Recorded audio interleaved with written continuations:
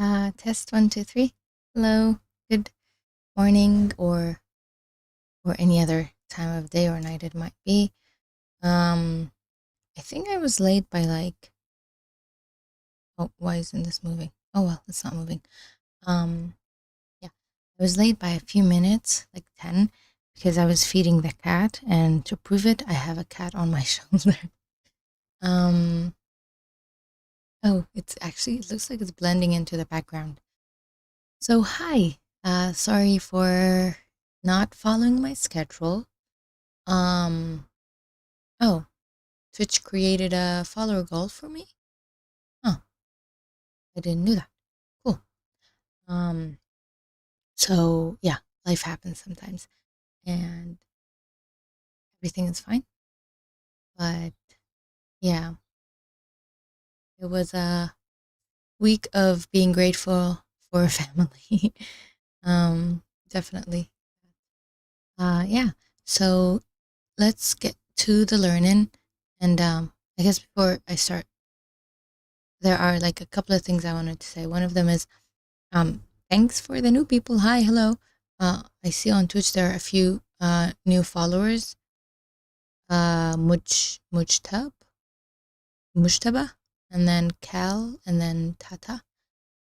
So I want to thank those people for following while I was offline. And also on the YouTube side, there are new viewers. So thanks for that as well. Okay. Let me go to sharing screen. Voila. I really like that there's a cat on my shoulder. Okay. I like cats. I'm a cat person, as if it's not obvious. So last thing I did last time was running this, right? And it just stopped itself, and I did not restart it because I was like, don't have the energy for it. But it required like 18 hours, 19 hours. It ran for almost 2 hours, didn't finish a full epoch, and we got an error of something about trying to save a non-contiguous tensor, which is not allowed. So there was an error. I don't know if it's inside the code. Yeah. Recommended to save only the full tensor. Could be because of, like, what do you call it? Like the GPU not being, I don't know, like enough, or I don't know. There seemed to be an error. I did not try to investigate it. So yeah. Yes. There's like a non-zero chance of me, I think I said that last time, taking a university course and just like being familiar with things through this study makes me happy. I don't always have to follow every step. It doesn't work that way, I guess. So yeah. And I'm wearing orange because it's quote unquote Halloween. Hallows Eve. October 18th. Yeah. Okay. So I suppose we're here. No, wait, we're not here. Yes, we are here. We are with the accelerate one. That one, should we snooze this ad? Let's do that. Yeah, we did the fine tuning and now we're doing this one. And inshallah, we can finish this today. That would be lovely. And then, yeah, we have time. We have around 1, 2 hours, right? I think we do. Yeah, we'll see. At least an hour and a half. Okay. So fine tuning with the HuggingFace accelerate. We're still doing summarization. Fine tuning our model. I didn't fix the problem with the Twitch notifications. I forgot. It was on my to-do list, but I forgot.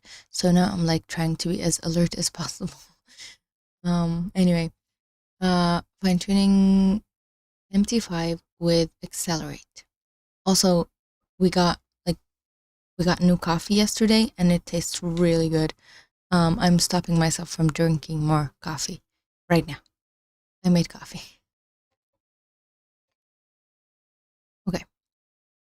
So fine-tuning our model with the HuggingFace Accelerate library thing is very similar to text classification, the example that was available in chapter 3. The main differences will be the need to explicitly generate our summaries, because classification is not summary, okay? During training and define how we can compute the Rouge score. Recall that the sequence-to-sequence trainer took care of. We all right there? For us. Let's take a look at how we can implement these two requirements within Accelerate. So, preparing everything for training. First thing we need to do is create a data loader for each of our splits, really. Since PyTorch data loaders expect batches of tensors, we need to set the format to torch. Cool, we can do that. Now that we've got data sets consisting of just tensors, the next thing to do is initiate the data collators for sequence to sequence again. Is it different though? We need to provide a fresh version. So let's load it from cache. Ooh, that's cool. What are we loading? The model. Okay, why does it say model checkpoint? Is it just the name? It is just the name. Okay. Let me go back. We can instantiate the data collator and use this to define our data loader. So we have the model and we're doing data loading. That was done already before, so we're not redoing it. Right here. Just give it the model and the tokenizer. Okay. It's from transformers. So we have a training. That's why it said for each split. I get it now. Where did you say that? You said it right here for each split. Got it. So we have the training data loader and the training data set, and we're asking it to be shuffled. And then the collate function, we're calling the function that, well, it's not a function, it's a thing that was, anyway, batch size. And then batch size, when did we check for batch size? Oh, here. Okay. And then our eval, it is missing shuffle and nothing else. Well, yeah, that's it. Next thing to do is define the optimizer we want to use. As in our example, we'll use Atom W, which works well for most problems. Why are we choosing this learning rate? Is it just like, best practices? We feed our model optimizer and data loader to the accelerate.prepare. We have a model, and then optimizer, which is Atom W, and then data loader, which we have, here we have two splits. How do we do that? Okay.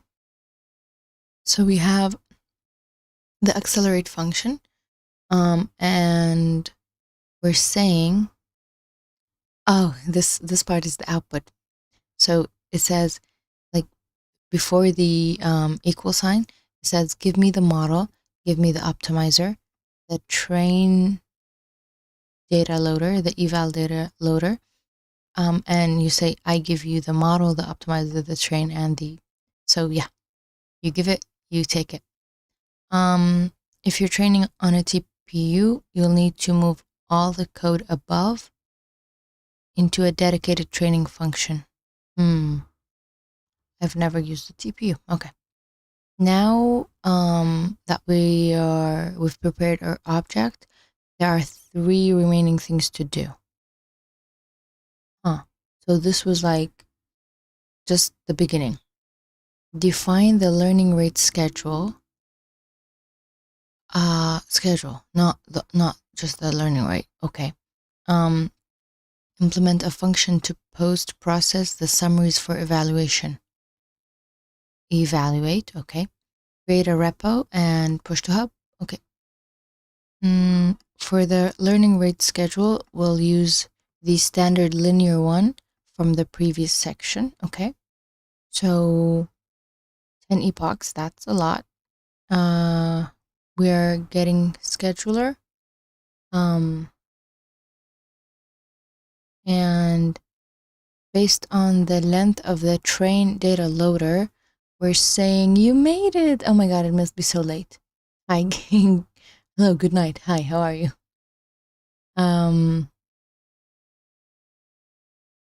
Must have had a long day.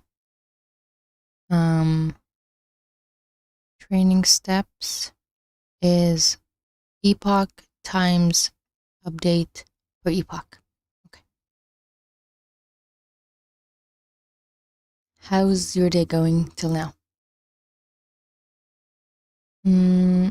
So the scheduler would be a linear scheduler, and we'll give it the optimizer. We start with 0, and these are the number of steps. Cool. Makes sense.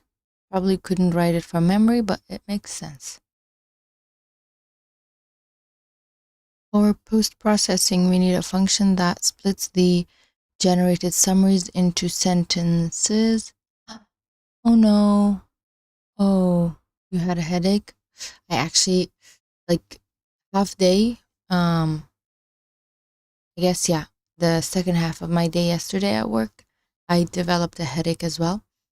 And like for me, headache goes away when I sleep. So I had it up until, like, it was fine. It was better when I got home because you're more relaxed, but it was still there. Oh, it's good that you are able to take a day off. That's great.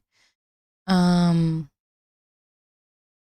day is just starting and it's lovely. I have coffee. I made coffee, and yeah, Friday, weekend, I'm happy. Inshallah, it will be a lovely day.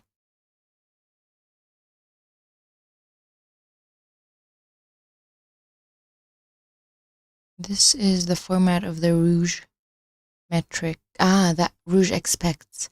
So sentences that are separated by new lines.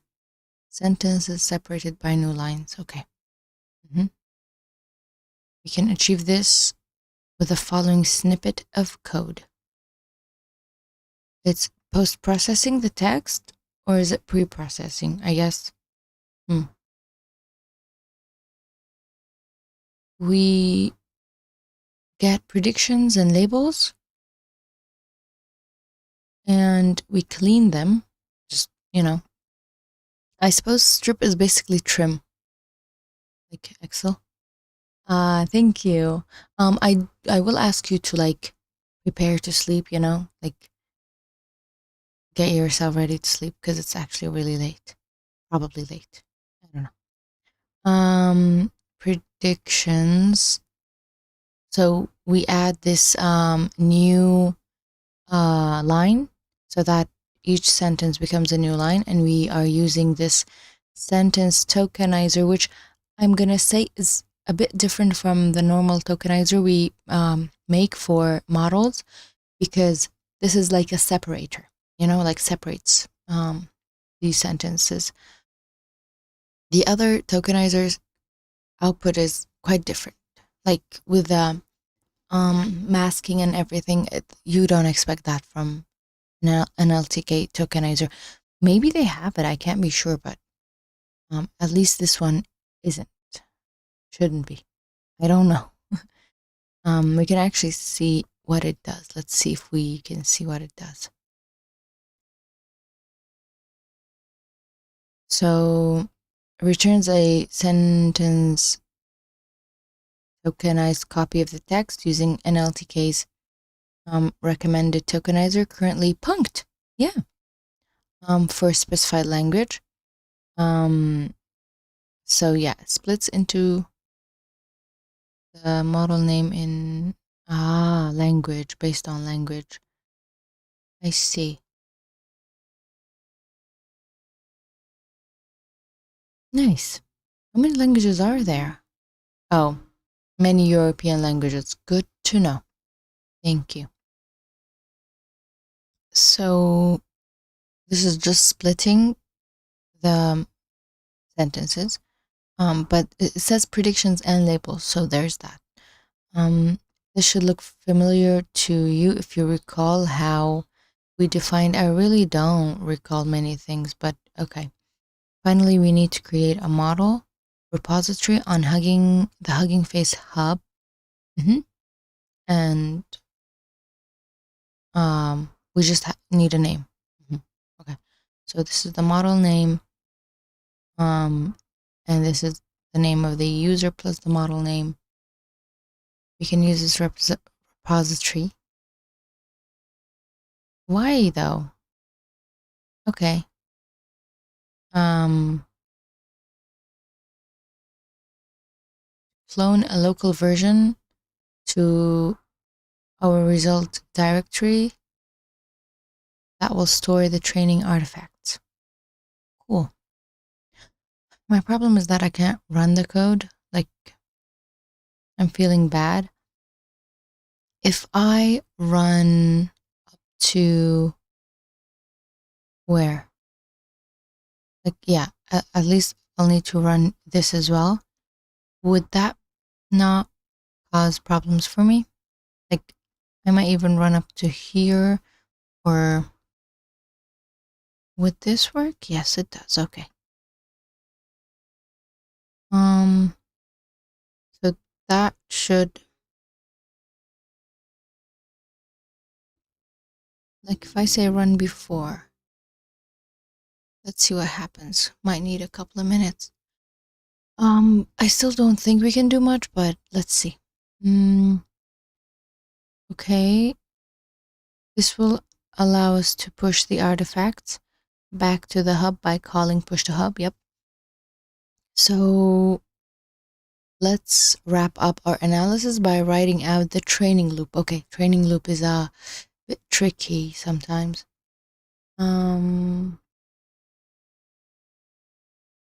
Checking. Okay. Training loop.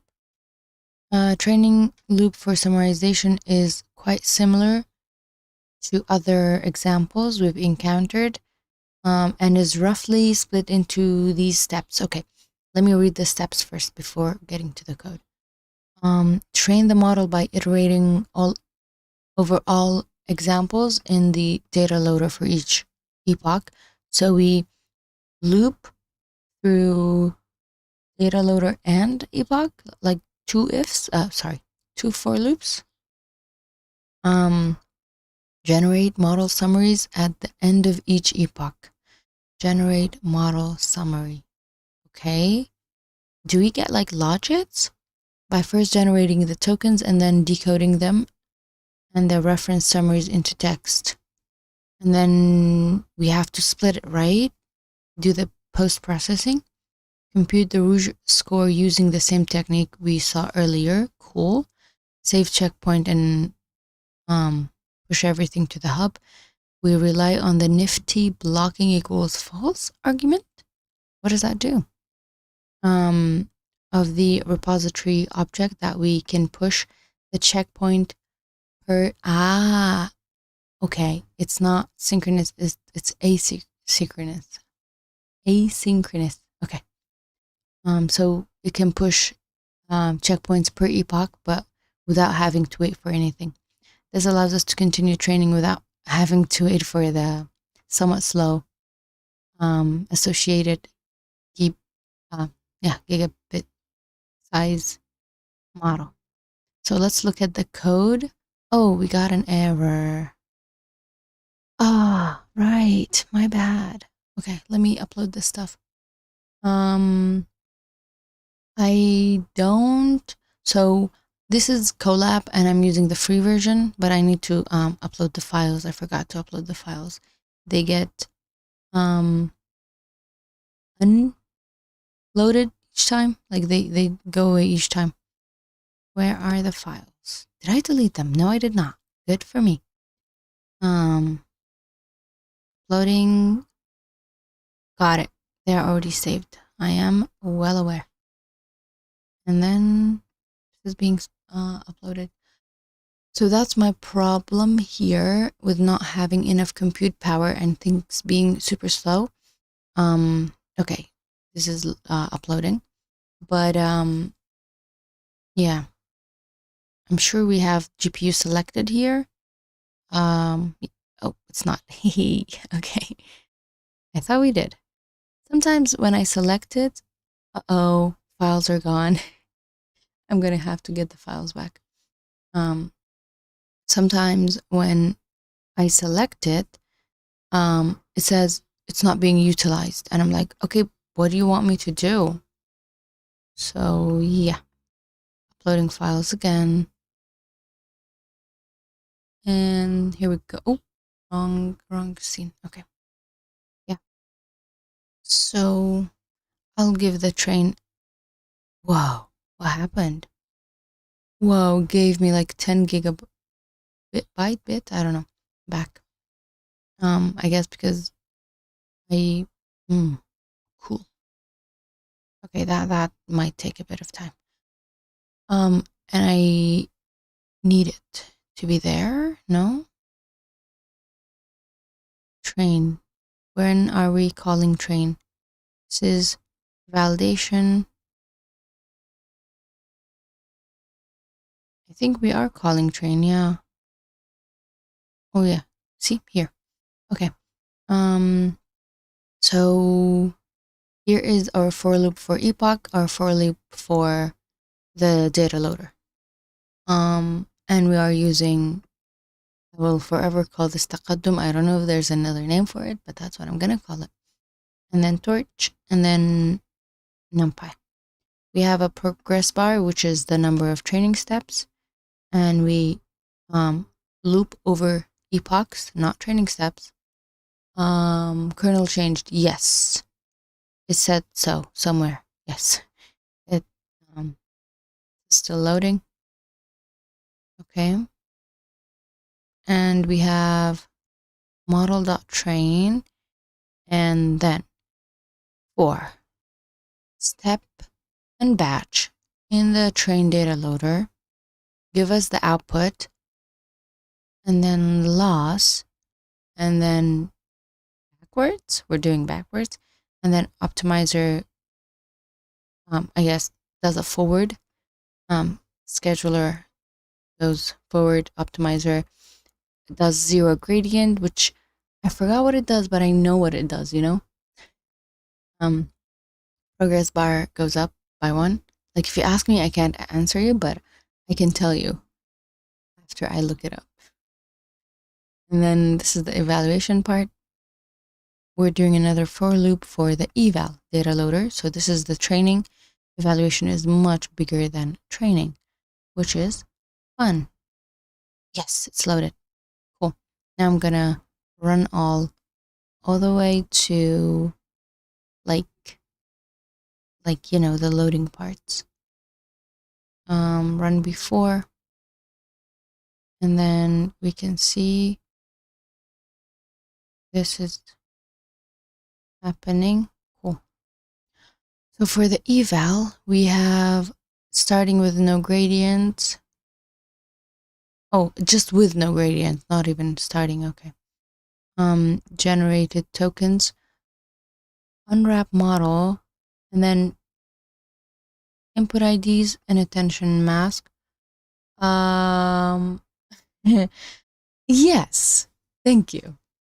I don't know what it does exactly, but I also somewhat know. Thank you. Yeah, like when we used to be, in class, when the teacher expected you to memorize everything, even like small, um, like code, like HTML code, SQL code, C sharp, everything. They expected you to memorize everything.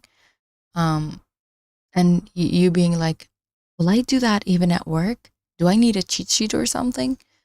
Um, so now, like you have a general idea of what you need, but that doesn't mean you have everything memorized. There's, there used to be Stack Overflow for that, but now there's like all these chatbots for that. So yeah, life has gotten easier, to be honest. I don't know if that's a good thing or a bad thing.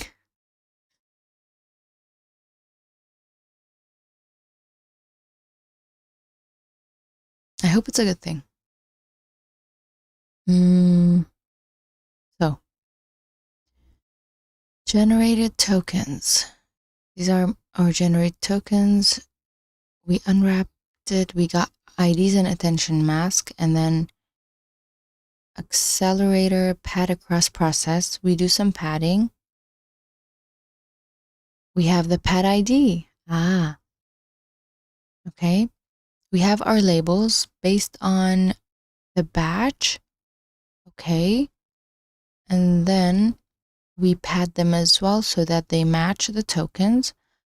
And accelerator.gather generated token.cpu.numpy. And then, so these are the tokens, and then gather labels, cpu.numpy. I'm not sure what this does. And then we remove the minus 100. If is instant generated token tuple. If it's a tuple, give me the 0th. Decode prediction. Batch decode generated token. Skip special token true. So we're doing the same here. And then decoded labels. You give it the labels. Interesting. Wow, I could never rewrite this. We have predictions and labels, which we do the processing. Got it. And then Rouge score, you give it predictions and labels. Whew, that's a lot. We get the Rouge score dot compute. Oh no, we have another error here. Shoot. Sorry. Should have I should have done that. Cool. And now you guys can run. Good luck. Where are we? Rouge. Okay, that's fine. That's also fine. So do we just run it? Oh God, what happened?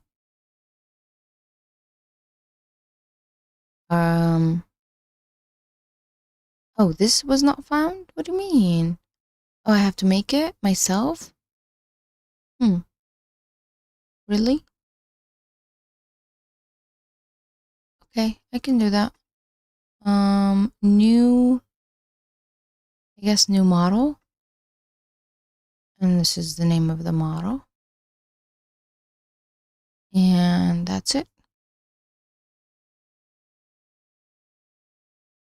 It's there now. Are you happy? Good. And then we just run this, which will probably take a lot of time. So this is actually the output of the thing that they were doing. I don't know if ours will be the same. How long will it take? Another 18 hours? Oh my God. No way. It's taking 20 minutes because I switched to GPU. Good to know. So my issue with the other one was that I was using CPU.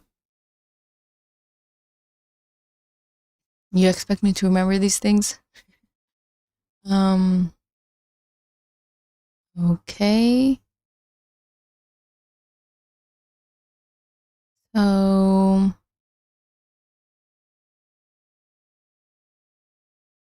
anyway, the result. So we get the compute from rouge, okay. We take F measure of mid times 100, key value result items, and then we round to the 4. And then this is the result. And then you save to hub. Got it. Wait for everyone. That's actually cute.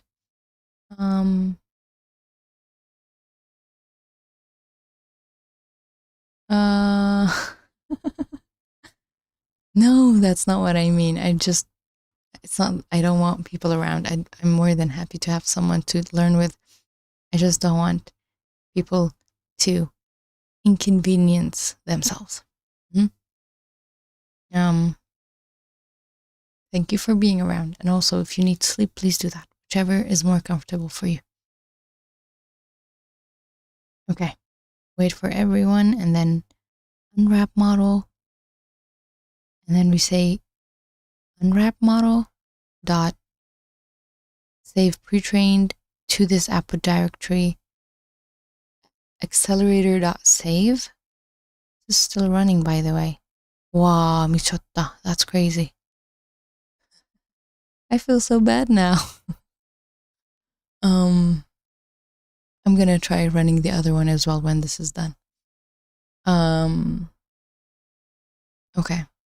And then we say, we save each epoch. Got it. So the rouge goes from 5, which is horrible, to 14, which is pretty bad. Because like I think rouge is like to 100, which this is very bad. Yeah. Oh well, this is rouge 1. This is 2. So the sum would be the thing. Yeah, it's pretty bad. Okay. Once you run this, you'll have the model and results that are pretty similar to this up here. We're ML engineers. We don't have life. Fair.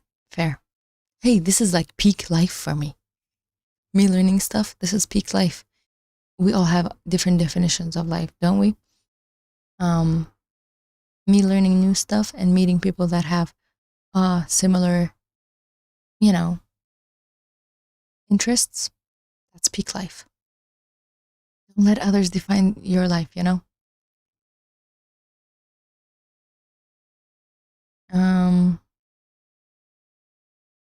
And then we use the model. But again, it's pretty bad though, isn't it? Let's see. Review is nothing, the review is nothing special about this product. Book is too small and stiff. Whoa. Title, summary. Dude, summary is you just took this. That's not a good summary. Okay, not too bad. Bad enough though. Has actually been able to perform abstractive summarization. So you just take a part that sums up the whole thing. That's fair. Coolest aspect is it's bilingual. Yeah. Can do Spanish.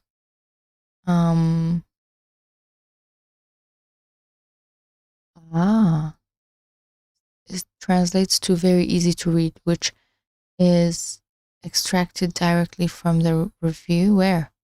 Here. Okay, that's fair. That's pretty bad. I mean, good.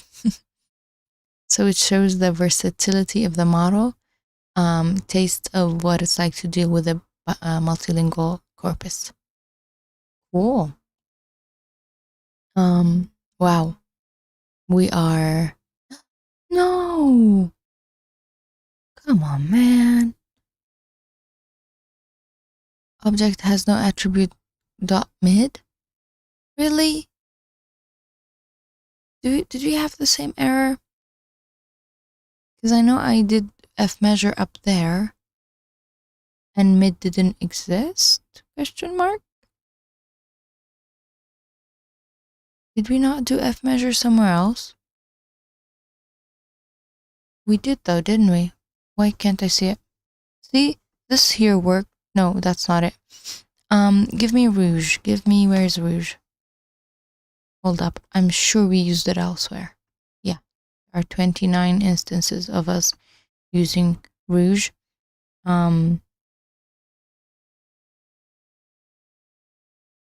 Not you guys, no. Did I just take rouge 1? Didn't we take F measure? Because I couldn't?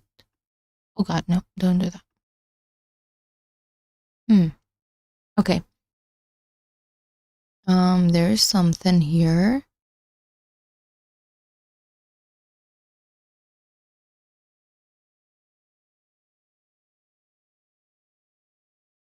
This is a function, no?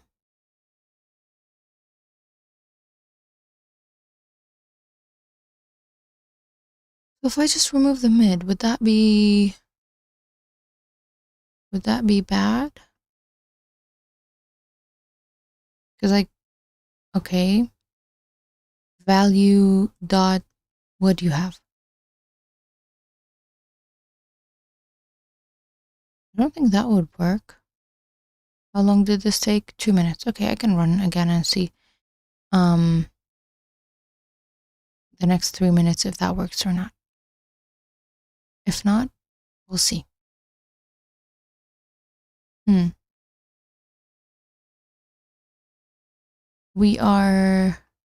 gonna Google this. Oh.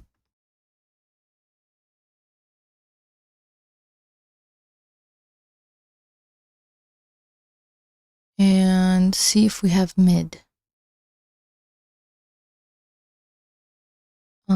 F measure. Okay. No thanks.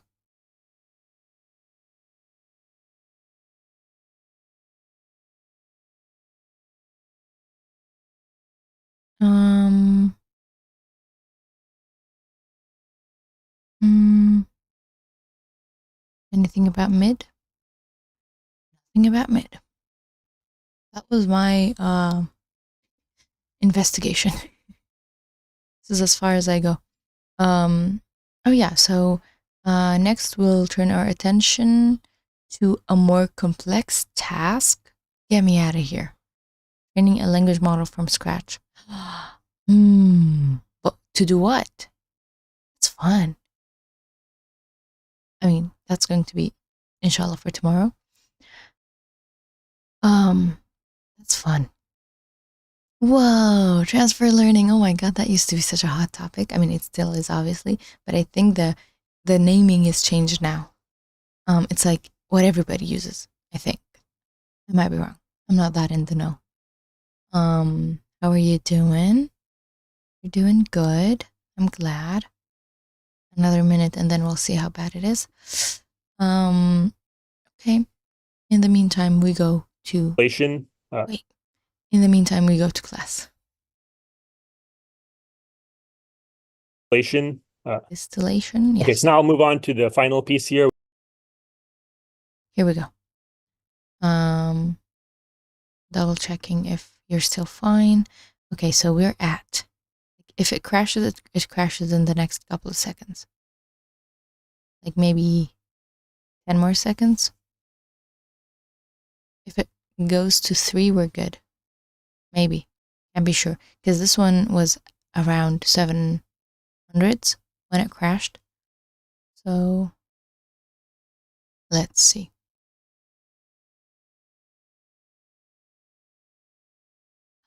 Something happened.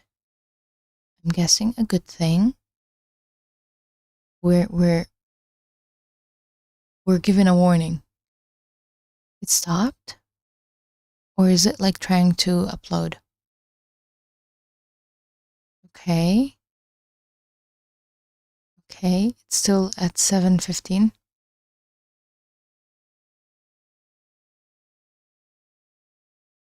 Should I become a football announcer? 7:15? Why is it stopped? Internet is fine. You know what? I won't. They say if you look at toddlers and children for too long, they won't grow up. So I won't look at it so that it grows up. Okay. Distillation. Which is distillation. So in distillation, the core idea here is that you're training one model to replicate the behavior of another model. Okay, teacher student. Okay, still not moving. And this is pretty fundamentally different than the other two methods we talked about so far. In distillation, you're probably changing every parameter in your model. You might even be having a totally different architecture. In the other two methods, in quantization, you're like kind of not changing any of your parameters up to a certain amount of precision. And in pruning, you are keeping a set of your parameters completely fixed. Whereas in distillation, you're like, Oh, so quantization, nothing has changed up to k bits. I mean, pruning number of parameters set to 0. So pruning, like, watch child never boils? Really? Oh, yeah. I guess that is similar. Hi, Coffee, what's up? Yeah, we say that if you, why would a child boil? They're not a kettle. We say that don't grow up. Oh, my child actually died. There we go. Lovely. You know what? It was never meant to grow up. Also, I hate children. That's a fact. So, I mean, I don't hate them to the point of, murder, but they're pretty annoying. Should I check for this error? Because the problem was with min. This is Gemini, by the way. We have Gemini. This is not the actual error. The problem was with...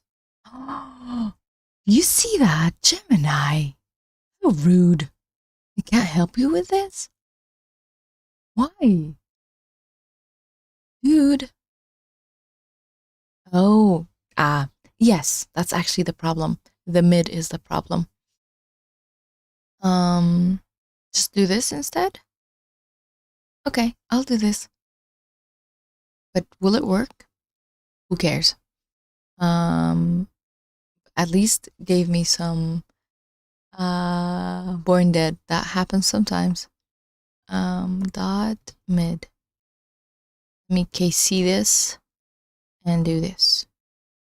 Good luck. I was teasing.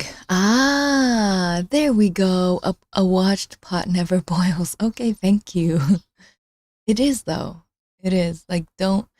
It's Schrodinger's pot. No. Actually, Gemini was not being helpful, but also was being very helpful at the same time. It just didn't know. Because my error was wrong. Yes, same connotation. Oh no. I mean, I'm fine. Sorry, Coffee. Yeah, I also have to be careful with my words. Because life is cruel sometimes. But also dark humor is funny. Gemini was helpful. I'll give it that. But if it works, this requires another 3 minutes before we get to our answer. So in the meantime, we will go back here. So in pruning, the idea was that you set them to 0 and not cut them fully. So you technically cut them, but you don't cut down the tree. But in distillation, everything is changed. Okay. Also, Coffee, how's your day? How are things going? It's Friday. Also, there's a cat on my shoulder. like changing everything, but hopefully doing it in a way that requires many fewer parameters.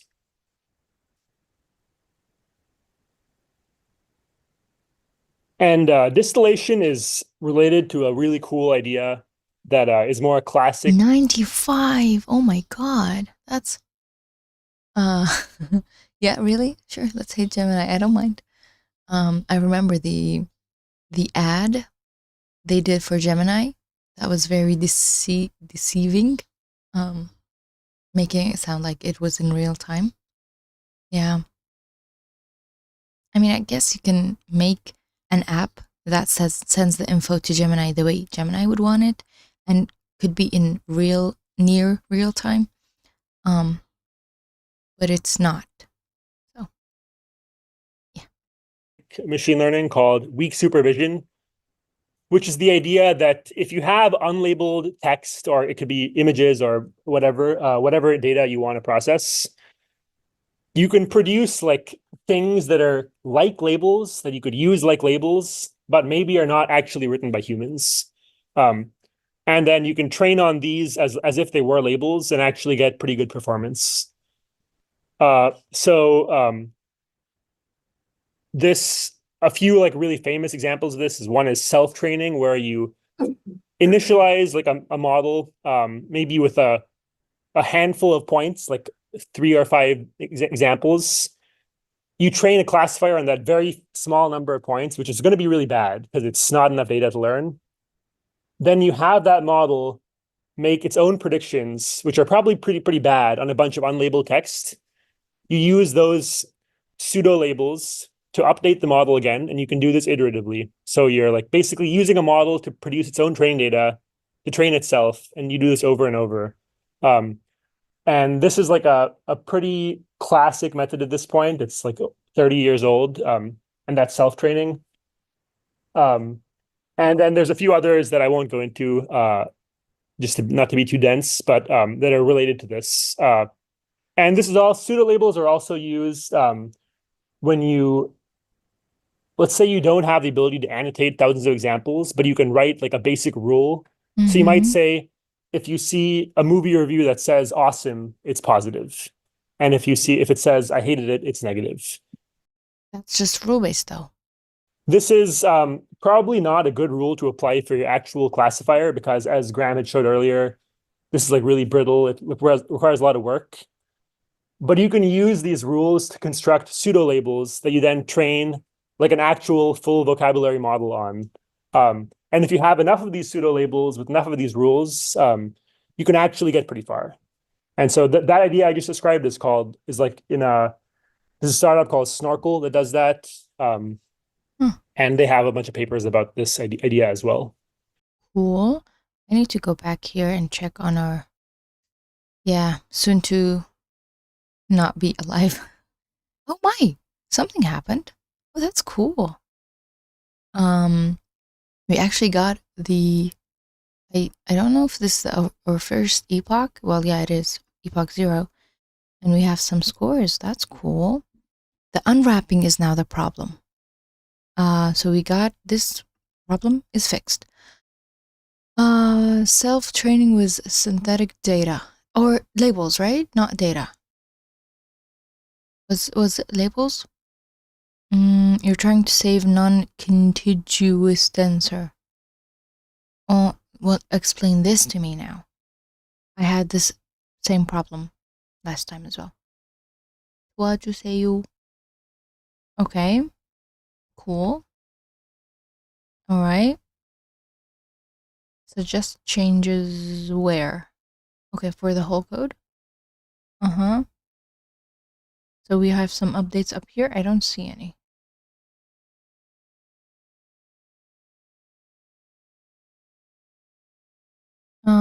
Changes. Iterate, unwrap named parameters. What are we doing here?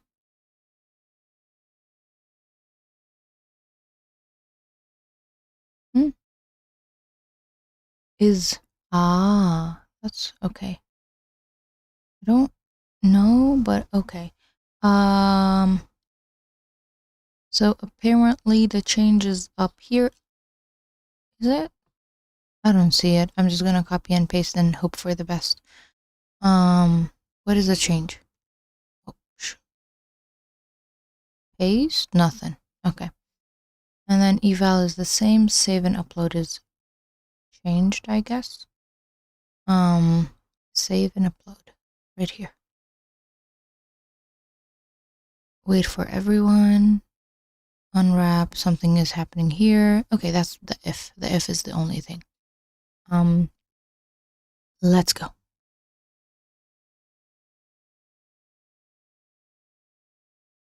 This is cool.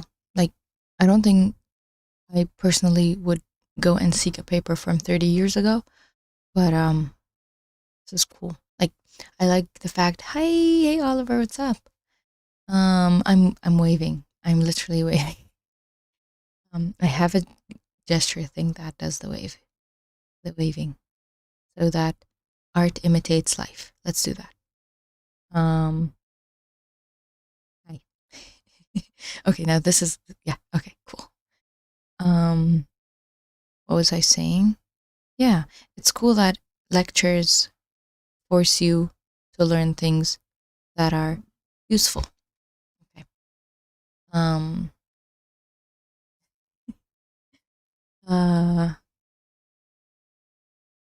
So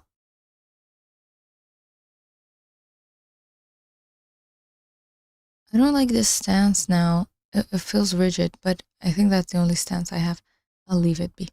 Cool. This is doing something.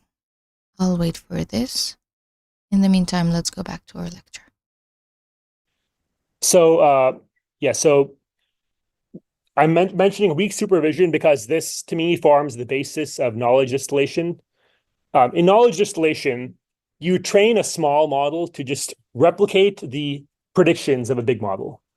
So the big model is producing pseudo labels on unlabeled text, and then that becomes the target for your small model to match. So they are labels, right? Not data, not synthetic data. Big model produces pseudo labels. We're still talking about teacher-student, right? Yeah. And then that becomes the target for your small model to match. The one requirement here that I think is really important to note is that you do need unlabeled text that matches what you expect as input. So let's say you're doing a movie review classification. You definitely would need to somehow find thousands of movie reviews that look like the kinds that your model is going to expect. And that's most of these methods require that to work. But wouldn't that just be data? Or are we talking about labels? Okay, so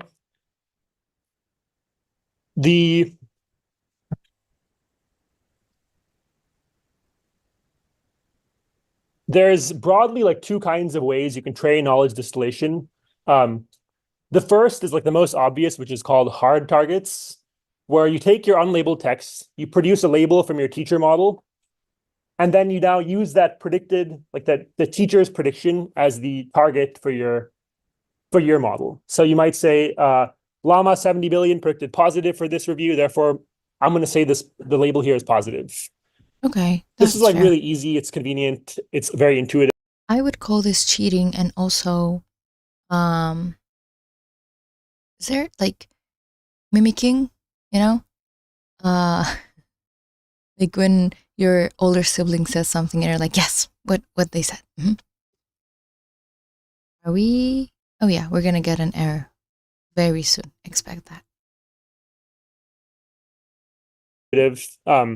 But another type of distillation that's even more effective, pretty consistently, is called soft target distillation, which is that instead of trying to do a supervised learning objective where you're just trying to match the label predicted by your teacher, you instead want your student model to produce probabilities over the full distribution of labels that matches the teacher's distribution over labels.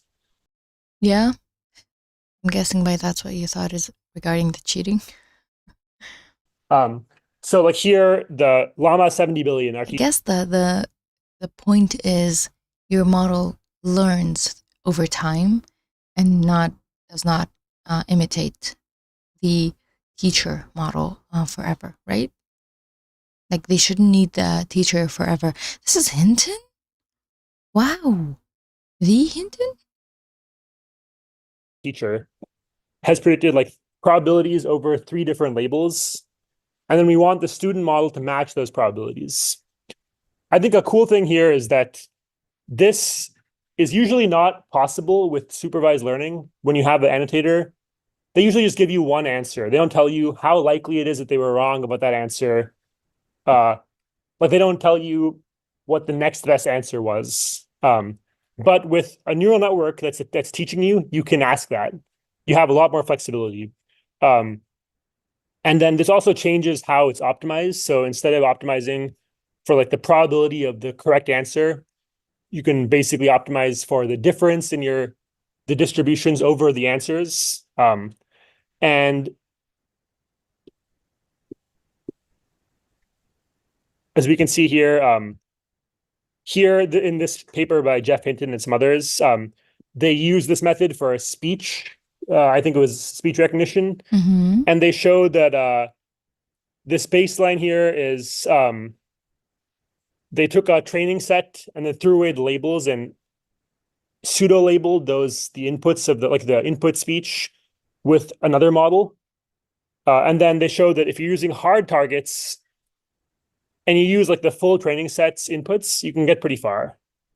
But if you instead don't have that much unlabeled speech and you use like a small amount of speech, Mm-hmm. using soft targets is like way, way more effective. I don't think I got it Okay. actually.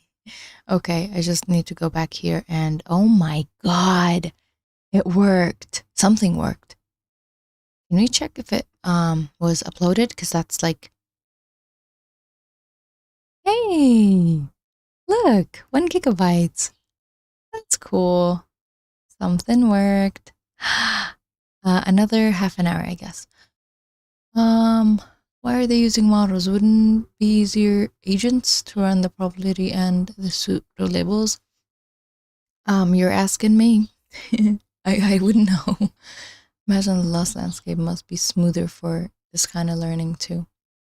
I mean, 2 is better than 1, obviously, but also, what about ensemble?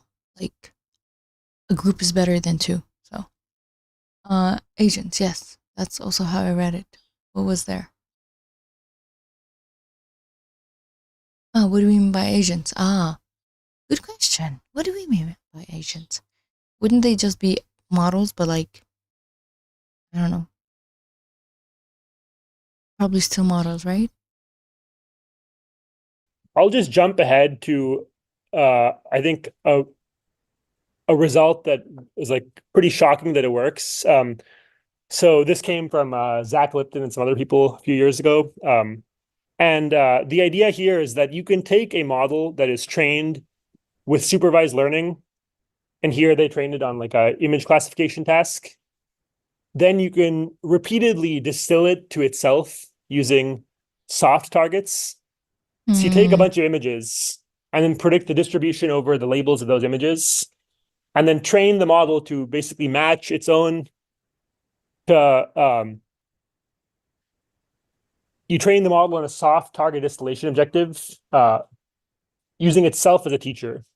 And it's still kind of bizarre to me that this works, but they show that this pretty consistently improves performance of a model. So I think that to me, the intuition here is that this soft target objective, which is different than what you were trained on in what you would train using supervised learning, it's like a different objective that is somehow conveying more information to your model. It's conveying. I mean, like, humanly, it makes sense to say if you teach yourself, it's better than just reading stuff. But that's cool that that idea works. I meant for learning distribution as output by a teacher model. Okay, not as a, okay. Yeah, I see. Optimized parts of model or even the same model perform just that task instead of 3 models, only 1 or 2. By 3 models, we mean 53. If I go back here, we had a picture of like teacher, hard target, soft target. These are, there's one teacher and one student. The targets are like, give me a general idea versus give me one answer.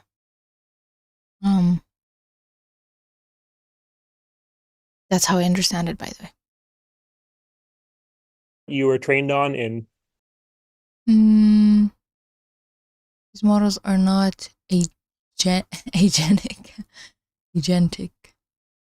What you would train using supervised learning. It's like a different objective that is somehow conveying more information to your model. It's conveying like uncertainties about the labels, and it's like a richer knowledge interface between the teacher and the student than just giving a single answer. And that this like rich interface of knowledge can be really effective. To me, that's like the takeaway from this result. But yeah, check out this paper if you think this is cool. Okay, so okay. They're trained for online learning or to be autonomous in any way. Okay. So they don't think for themselves. They're just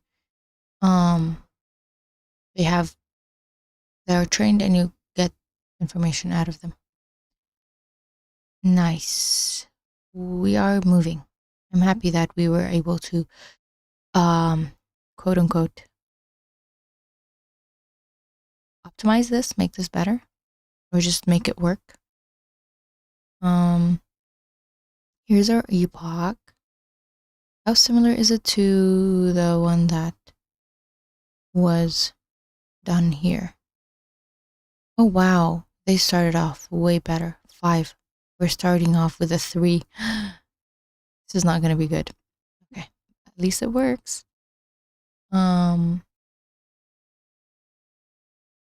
Anyway. Oh god. Any questions on what I've talked about so far? What was that? That sound was coming from here. Okay, so any questions on what I've talked about? I was like, wait, is there a cat here or a mouse? About so far in distillation here? The example part is really similar to Question? the example part, the last part. Yeah, it's really similar to drop off. I think that the of the dropout actually the example, but It's the example. example. I think it's similar. Definitely looks like a bug. Yeah. Like probably it was a problem with uploading though. But actually, I ran so there are two fine tunings in this summarization. One of them is with accelerate, and one of them is normal fine tuning. And the normal fine tuning also didn't work because of this contagious issue. Yeah. So I'm guessing I'm gonna rerun that part and see trainer.train. There isn't anything you can fix. And it was not a Rouge problem. It was like tensor is not, something. At least you can fix it in a opener training. This is like, you can see the guts. That's cool.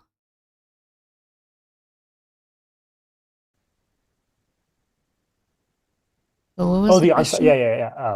Yeah, I think that's right. Yeah. Why does it sound like there's a mouse there? Yeah, if you think of dropout as a way to perturb the model, you have different perturbed versions of a model. Here they instead produce these perturbed versions of the model by distilling the previous version to itself. And then under that view, it's like they're both just ensembles of random perturbations of the same model. Yeah, I think that's exactly right. Hey, ensemble! I just saw it.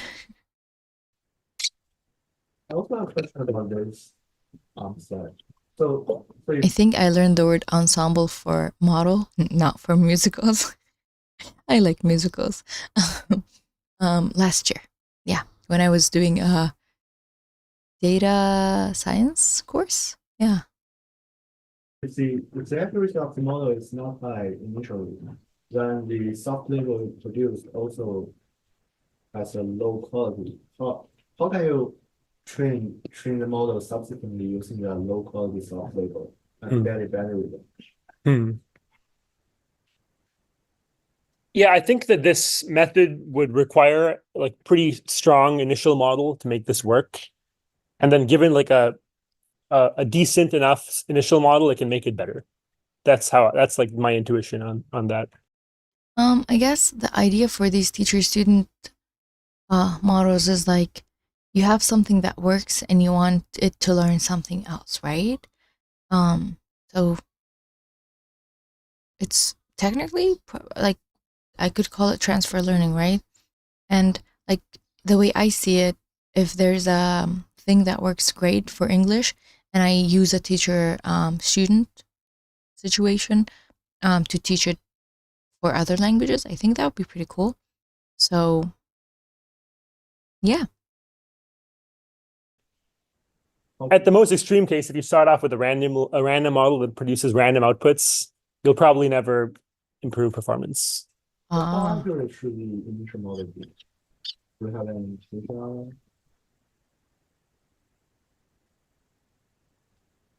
it? What's the question?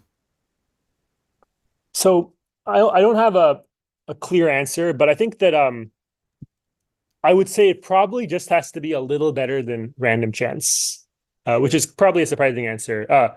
There's a previous work. Let me see if I can find it.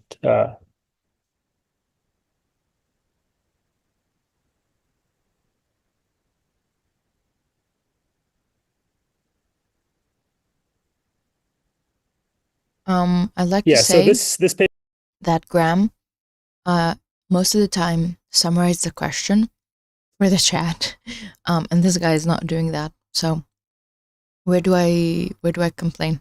paper I recently read, and it was pretty shocking to me. They take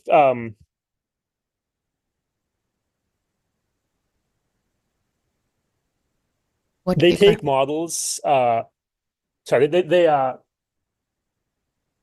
they focus on, I think, image classification here, and they take an initial data set and they randomly flip the label for like a certain percentage of examples. So like they provide the wrong label in train data for some percentage of examples. And they find like that you can replace 99% of labels with the wrong label What? and still learn something useful. Get out of here. Which I think is really weird and doesn't make sense. What paper is that? And they kind of show that I think the idea is that this only works for really deep networks. And by the way, these models, I believe, were not pre-trained. So they were only learned on this terrible data. So I think that so therefore, like if I'm generalizing that finding here, I think that because this suggests that neural nets are very robust to label noise. And if you think of this kind of method as you're using a noisy label from a teacher, you can probably get pretty far with data that is mostly noise, but still better. It's like not pure noise. Whoa. Well, more of a comment rather than. Oh, another epoch is done. Our child is growing, is boiling. From 3 to 4, from 3.1 to 3.9. Okay. 10 epochs, we might get to like 10. That's like wishful thinking, isn't it? Because here, this got from, oh, where is it? From a 5 to a 13. So I don't think we'll get to, whoa, look at that. The first epoch had like a crazy jump from 5 to 9, and then 10, and then like 12, 13, 12, 13. Wow, that's cool. So for the similarity between this and the dropout, I think like like around 2016, 17, Gavin Gall and like his friends published a lot on this area. Actually, before this paper, so like if anyone is interested in this area, like the keyword would be like aleatoric uncertainty, epistemic uncertainty, or like model uncertainty. And like major papers would be like MC dropout or like dropout as a Bayesian approximation or something. So there's that. And also on the label noise side, I think the important premise on the I don't think if I recall that the paper said incorrect labels, just models. I don't. Yeah, I guess he later said it can find its way out of messy data if it's not pure random. So I think he corrected himself at the end. He didn't say it helped, right? previous paper that you mentioned was giving uniform noise to samples.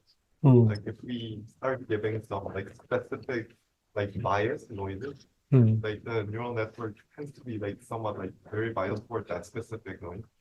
But existing computer vision label noise literatures often goes up to like label noise of 90% of something, like already as a benchmark. So even though those pieces are somewhat but that's like the analogy of school text books having errors and still learning anyway. That cannot be like a high percentage of, did he say 99 or at least 90? That, if a book is 90% wrong, you know, how can I get the good things out of it? Unless I already had a belief or understanding of the topic beforehand. And by belief, I do mean if it's trying to convince me of something that's against my belief versus teaching me information that I have an understanding of. Both, you know? synthetics. I think it's pretty interesting to see those cases, but still, like they are only injecting like uniform distribution for the label node, so that like theoretically speaking, the model will like with like enough number of iterations, the model will be biased towards the two labels. So yeah, that's thanks for the clarification. So yeah, for the recording, the student pointed out that in the previous paper, an important detail is that the noise in the labels was uniformly sampled, and that if you instead use non-uniform random noise, it can actually have a major impact on the ability of a deep network to learn the input label mapping. Yeah, I think that's a really good point. Thanks. Okay, so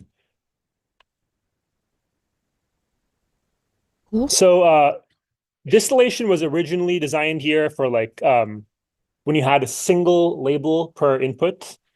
But in text, we often have sequences. Maybe we want to generate a sentence. And so how do we extend distillation to this sequence labeling setting? And so there's like kind of two obvious ways, really. Breaks down little as textbook being wrong is misleading. Whereas noisy data averages out to no training signal. Cool. Okay.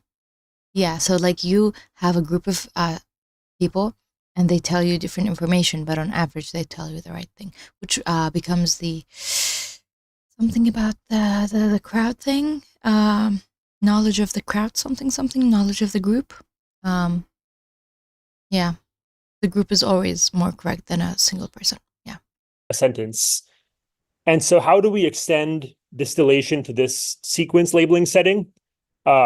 And so there's like kind of two obvious ways, really. The first is that you want to predict. I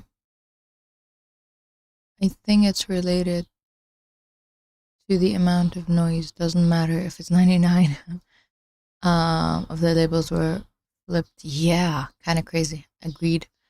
Perhaps it's more like a textbook with some pages misprinted. Students disregard them as unreadable. That's fair. Actually, that unreadable part, yeah. Would love to see a practical example. I'd like to see the paper. If Coffee you've heard it and you can find it, you don't like look too hard. But if we can find it, that would be cool.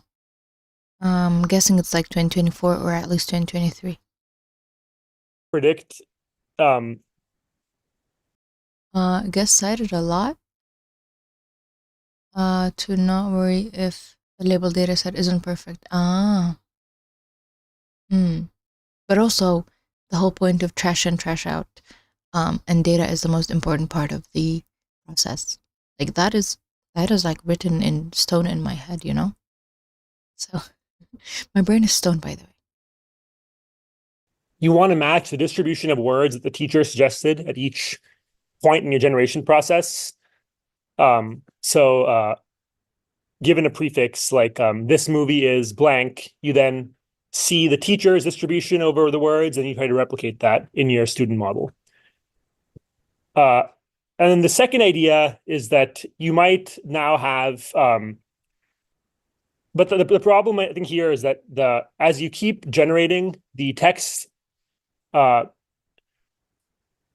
think this is related to an idea called exposure bias, which is that as you generate text, the teacher and the student might diverge dramatically. Wow. Like the teacher might be generating consistent text and it starts to look very different than what the student could have possibly generated.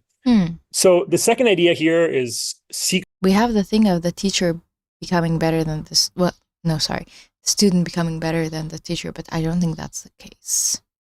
Definitely not, right? Sequence level distillation, where you instead just generate a hard target from the teacher. So instead of using you use soft targets at the word level, and then at the teacher at the sequence level, you generate a full sentence from the teacher, and you just want to maximize the probability of that pseudo labeled gold sentence. And they show that if you combine these two objectives together, it's really effective. So I think that this seems like the right way to do distillation for like generating sequences of text. Cool. So much research is done on this, and the other paper they're talking about is the Stillbird, which is like the de facto thing that HuggingFace uses for training. Number 3. Cool. We jumped another one digit from 3.9 to 4.7. This is fun.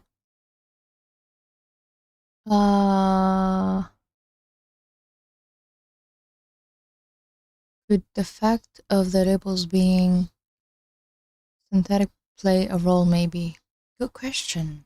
I mean, I wish I could answer you, but okay. Yeah, I know. I got it. I got the archive ID. Thank you. Deep learning is robust to massive label noise. Let's Google it. Okay, yeah, Allah. Here we go.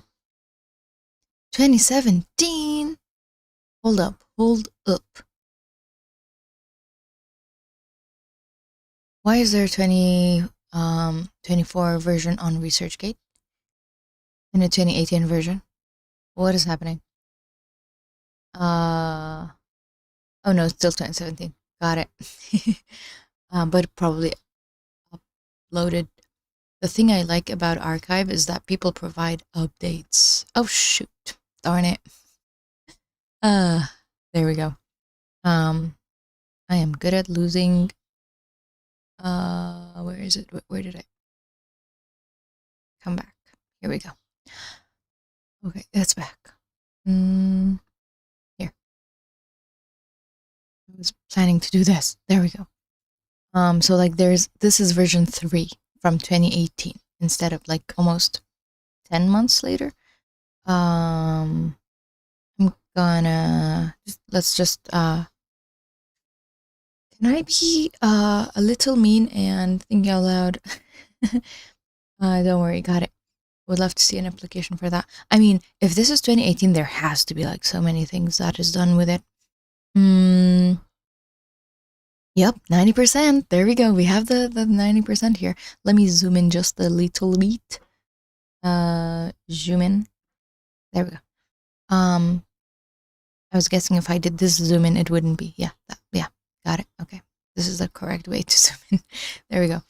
Deep neural networks trained on large supervised data sets have led to impressive results in image classification. It is image classification, which is what the guy said, and other tasks. However, well-annotated data sets can be time-consuming and expensive to collect, lending increased interest to larger but not noisy data set that are more cool. Thank you. Okay. More easily obtained.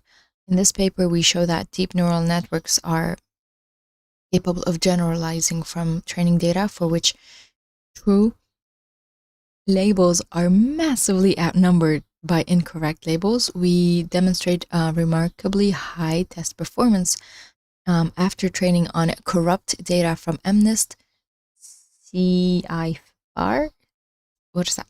And ImageNet.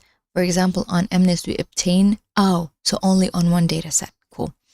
90%. We test accuracy above 90%. There we go. So that 90% is test accuracy and not how much has been. Let's see. After each clean training example has been diluted with 100 randomly labeled examples. So that's not a lot because MNIST isn't that small, and 100 examples.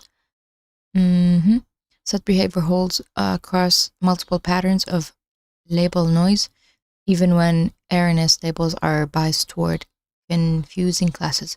We show that training in this regime requires a significant but manageable increase in dataset size that is related to the factor by which correct labels have been diluted. Finally, we provide an analysis of our results that shows how increasing noise decreases the effective batch size. Okay, how big is MNIST if only 100 random? How big is MNIST?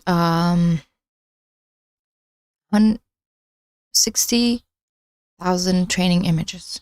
But did it talk about batch sizes? Yes, per single example? Hold up. Oh, let me go back. First 4 digits, yes. 2 is 0. Ah, that's cool. Okay, yeah, 1705. That's 2017, and cool. Good to know. That's 99% noise. Oh my god. Did it say each training example? Why did I think it's like a batch? MashaAllah, that's so cool. Yeah. So it was a ratio. I want to test something. I want to test if I can get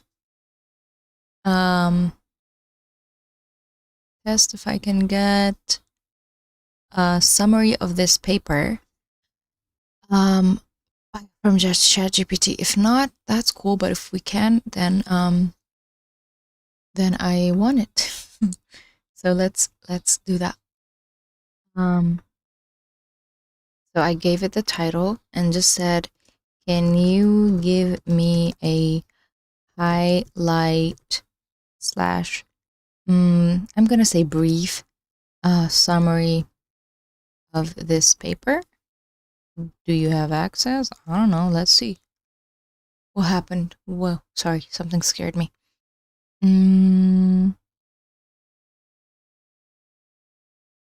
I guess they can do that. Oh wow, that was too brief.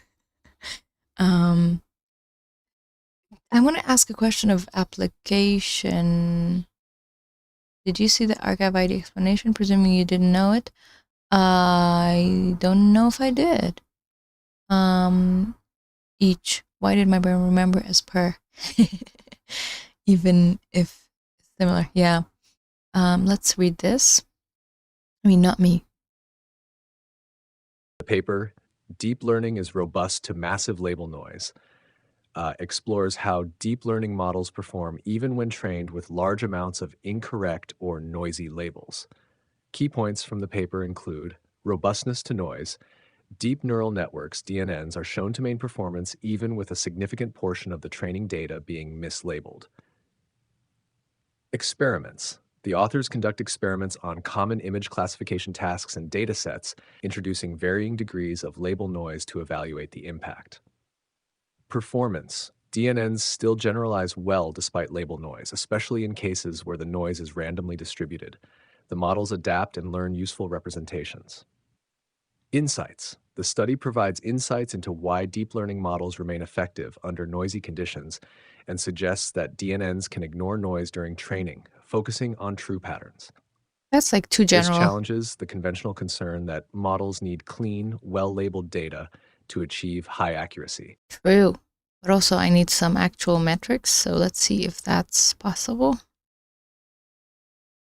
In the paper, Deep Learning is Robust to Massive Label Noise, the authors primarily evaluate model performance under noisy labels using standard metrics for classification tasks.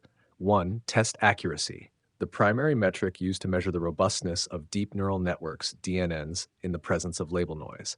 Accuracy is measured on clean, correctly labeled test sets, despite the noisy training data. 2. Yes, I read it. I read the four-digit thing. With the paper ID tell you the paper was uploaded at a glance, which is actually really useful. I don't think I knew about that. No, I definitely didn't know about that. Thank you. Now, next time, you just like, yeah. But the versioning part is not, I guess, integrated, which doesn't have to be. Noise levels. The authors experiment with different noise ratios, percentage of noisy or mislabeled data in the training set, ranging from small to massive amounts, up to 90% label noise. Results highlights. CFAR 10 and CFAR 100 datasets. The authors report that even with 40 to 90% label noise, DNNs, ResNet, and DenseNet achieve high accuracy on the test set, often above 70% accuracy, even with extremely noisy data. Resilience to random noise. When label noise is introduced randomly, DNNs show strong robustness with relatively minimal drops in test accuracy, especially when the noise is below 50%. Baseline comparisons. They compare the performance of deep learning models with noisy labels to models trained on clean data, demonstrating that while accuracy drops with increasing noise. Thank you. So for MNIST, over 90% accuracy, 50%. Higher noise label, pretty high accuracy. Cool.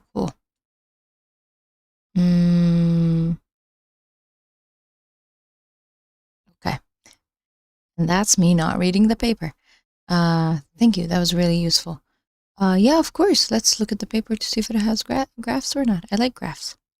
I'm just afraid of other stuff like text that requires reading. There we go. Is that noise level per... Hi, AI assistant. Thank you for being here. They're everywhere. So this is the noise. No, this is accuracy. And this is noise.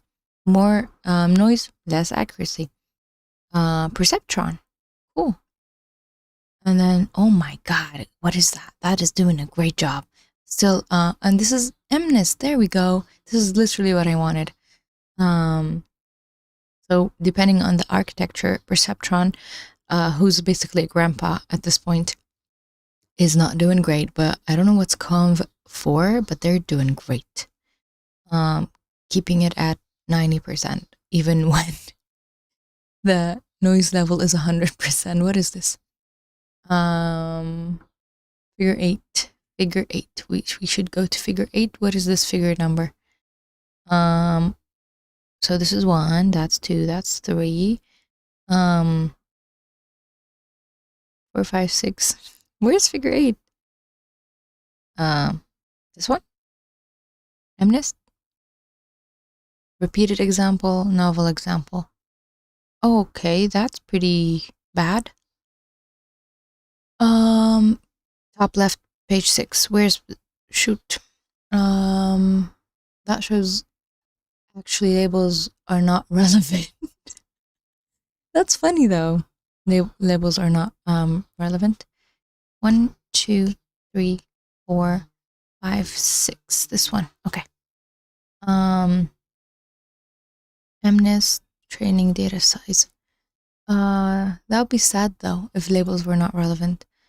So we have data size, target accuracy, training set size to each target. So the bigger the data, the better the accuracy. And this is more noise, and this is up to 50%, I guess. Number of clean labels, training. Okay, so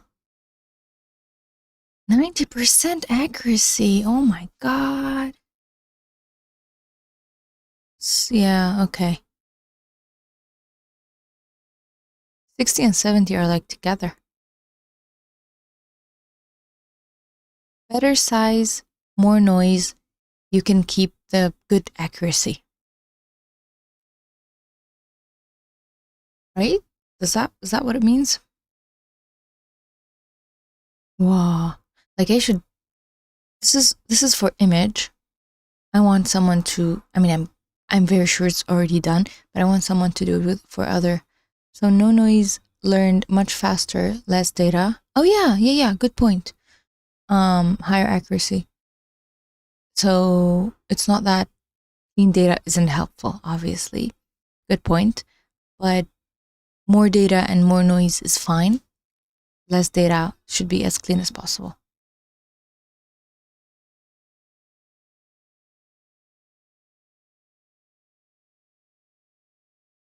So I'll go back to the video because there's some noise around me and I want this to talk instead of me. And one really popular distilled model in NLP that I use all the time is called DistillBERT.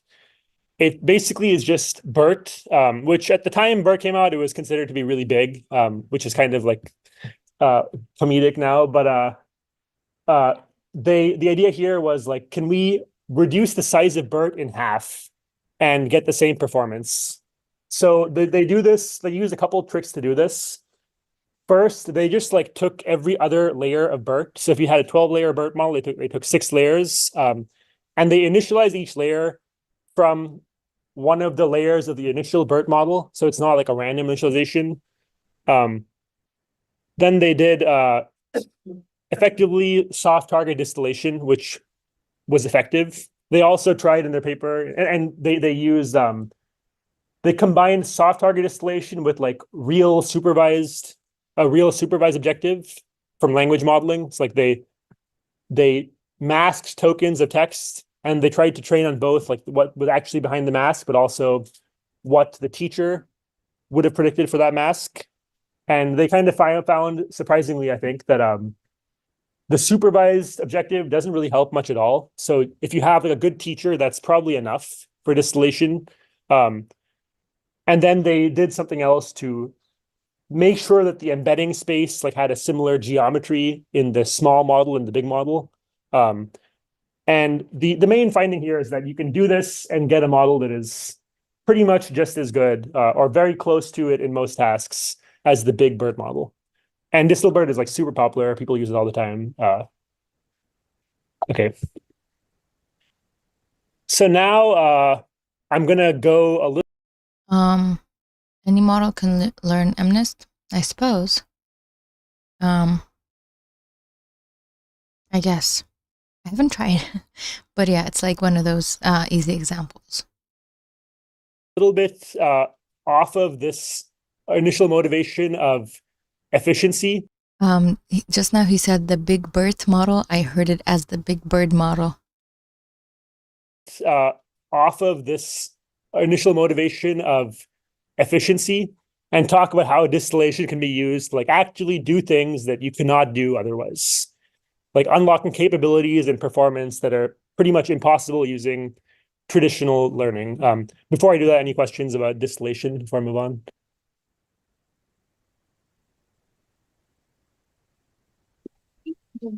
try to define the architecture of the digital model. If you want to distill some given model, what would your first experience? I think you have a lot of flexibility in distillation, unlike something like pruning. I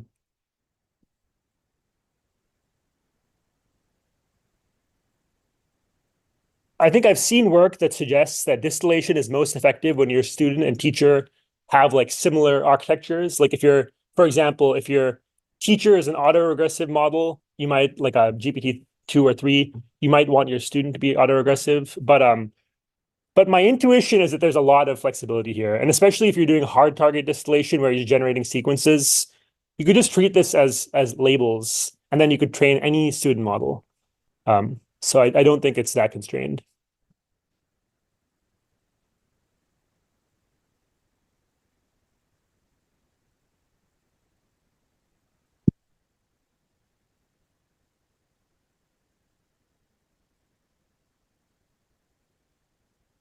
Okay, so I think the first thing I'll talk about here in this sort of new age distillation world is self-instruct, which Graham already talked about 2 weeks ago. So I'll just touch on this. The idea here is that they are doing like self-distillation, sort of like this paper, where they're taking a model, making it generate data, and then training that same model on that data. That's the basic idea. But here they're doing something very specific where they take a vanilla language model that's just trained to like generate text, and they're trying to teach it to follow instructions using instruction fine-tuning. And the way they accomplish this is by having this vanilla language model first like generate instructions arbitrarily, like write a poem about dogs, and then produce responses to those instructions, like a poem about dogs, and then training that same model to now imitate its own behavior. And they use some tricks that like make this work. And I think one of the key tricks that I'll zoom in on here is that when you're doing dataset generation, the most obvious thing to do is you first generate the inputs, then you like pseudo label your outputs.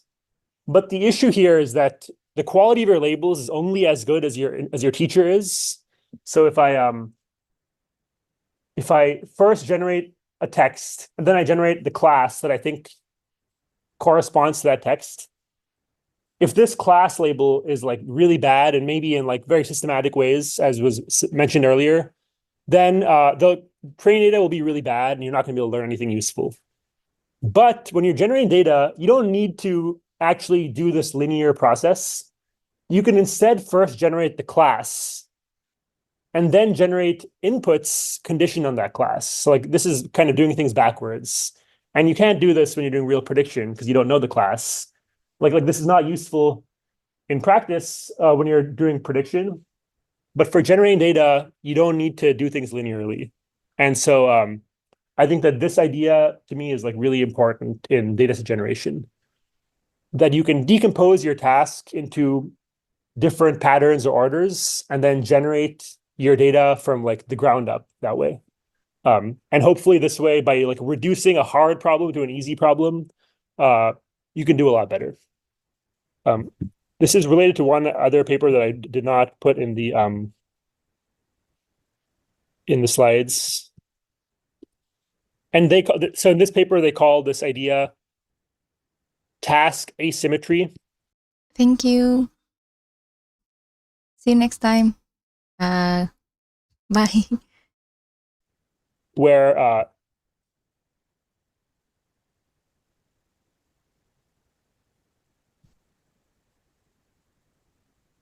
if you have a task of going from X to Y that is really hard, but going from Y to X is easy, then you can just start with a bunch of Ys, generate synthetic X's, but because this direction is easy, you can probably do pretty good at this.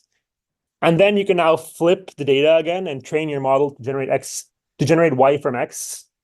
But you have a lot of data that is like pretty good. And then you can do like really surprisingly well using this strategy. So in like this paper, they were doing information extraction where you had you're given like sentences and you wanted to extract triples. So here, like you had what film, what's the location of that film. And so doing this sentence to information extraction is pretty hard, but it's pretty easy to be given a bunch of entities and generate a sentence about those entities. That's like pretty trivial to do, I think, with large language models. So they went backwards and they just took a bunch of triples, generated text synthetically, and then flipped the order of the labels and inputs. And then what they found is that in terms of the performance here, it's like double as good as the previous best model here, which was already really good for the time. So I think that this is like sort of an idea that I want to pass on that I think is really nice, that was touched on by self-instruct. Okay, and then going a little further in this idea of using distillation to do things that you couldn't do before is some work that I did with Graham this past year, Wow. which is called prompt model. And the idea here is that let's forget that distillation is anything but just like a data set generator. And now distillation is one way to get training data for your model. But there might be other ways to get data as well that we're like leaving on the table. So I think the key idea here is, can we combine retrieved data, existing data that exists on the internet, with data generated from an LLM? And can we put these two things together and do even better? So in this paper, we ask the user to specify their task in a prompt, kind of like what you'd use for GPT-3. And they can give a couple examples if they want. And then given this prompt, we first retrieve existing data sets that might be relevant to that prompt. So we had like a method for data set retrieval in a previous paper that just uses text to find similar data sets. So if I say, answer biomedical questions about for cancer doctors, it might find like the BioASQ data set. And then we take that retrieved data set, which is likely to be high quality, but may not match the task that the user actually cares about. It might be like a little bit different than what the user actually wants. We then complement this retrieved data set with generated data generated by a language model, which is potentially like not that high quality, but is much more likely to match the user's intentions. We then did one other thing that's not that important, which is retrieving like a pre-trained model as well. Like maybe you have a pre-trained model that is in your domain that you can actually benefit from. Then we just put all these things together, fine-tune this small model on your generated and retrieved data sets. And then I think the really cool thing here was that we were able to obtain small models that often outperform GPT-3, even though GPT-3 was the model used to generate data. So like we were beating the teacher by leveraging like both distillation, but also taking advantage of existing data sets that were available on the internet. So I think that generally this is a direction I'm really excited about, distillation for the purpose of advancing model capabilities. And I think that this kind of came at a time when distillation was becoming really popular, but now it's often used by a different name, which is called synthetic data generation. Oh, wow. Hey. I think Leonardo said that. Yeah. It's effectively the same thing as hard target distillation, but this is like probably one of the hottest research topics in NLP right now. No way. And just like last week, I saw this paper on the internet that provides like a sort of PyTorch-like toolkit for doing distillation. So they define different like primitive operations, like generating stuff from prompt or from RAG, doing retrieval, doing filtering and ranking of examples, or judging the input, like judging your generated examples using another LLM. And crazy. They also integrate model training into this loop. But I think that this is like a really exciting direction in terms of making data set generation something that can be very mature and like I see the light side and the extremely dark side of this, because like, you know, the dark forest situation, nothing is created by humans anymore, but doesn't matter though. Doesn't matter. Like if it's, you know, they say that there's a future where your entertainment is curated for you. Is that a bad thing? I don't know. Like, I think you know, it's like how there are so many ways to, let's say, like, you know, the t-shirt, you buy a t-shirt and it's made from factory versus it's handmade. The handmade one is obviously more pricey and like more, it's more human. So if that comes same with books and movies and stuff, then that human made one is going to be more like, you know, like luxury stuff. I don't know. And the generated one would be more accessible. And I don't think that's a bad thing, but I think we will need to know how to not, you know, kill our creativity and have it happen alongside. I don't know. Yeah, because like we, as of now, we think data should be stuff that is made by us, but if it's no longer that, what does it mean? You know? I think synthetic data is almost 100% a good thing. Humans don't want, yes, humans don't want more data stolen as training data. I agree with you, but also like there is a market for data generation. Not a good one, but there is, like Mechanical Turk and all of that. And also, you know, there is, not all synthetic data is useful. Like if I want, I don't know, I think this is a weird one, but like if I want a survey data, you can't get it from synthetic data because you need to survey people. Yeah, I don't think we care that data should be from humans. That was just the data we had. That's a good point. That's a good point. No, I think the conversation that I see online is about taking our data and making something out of it that we don't have a say or it doesn't benefit us, which is like very, very valid. So yeah, that's why I'm talking about that. Because yeah, like if the data is not quote unquote real and we make decisions based on that, how bad is that, you know? And obviously synthetic data is coming from somewhere.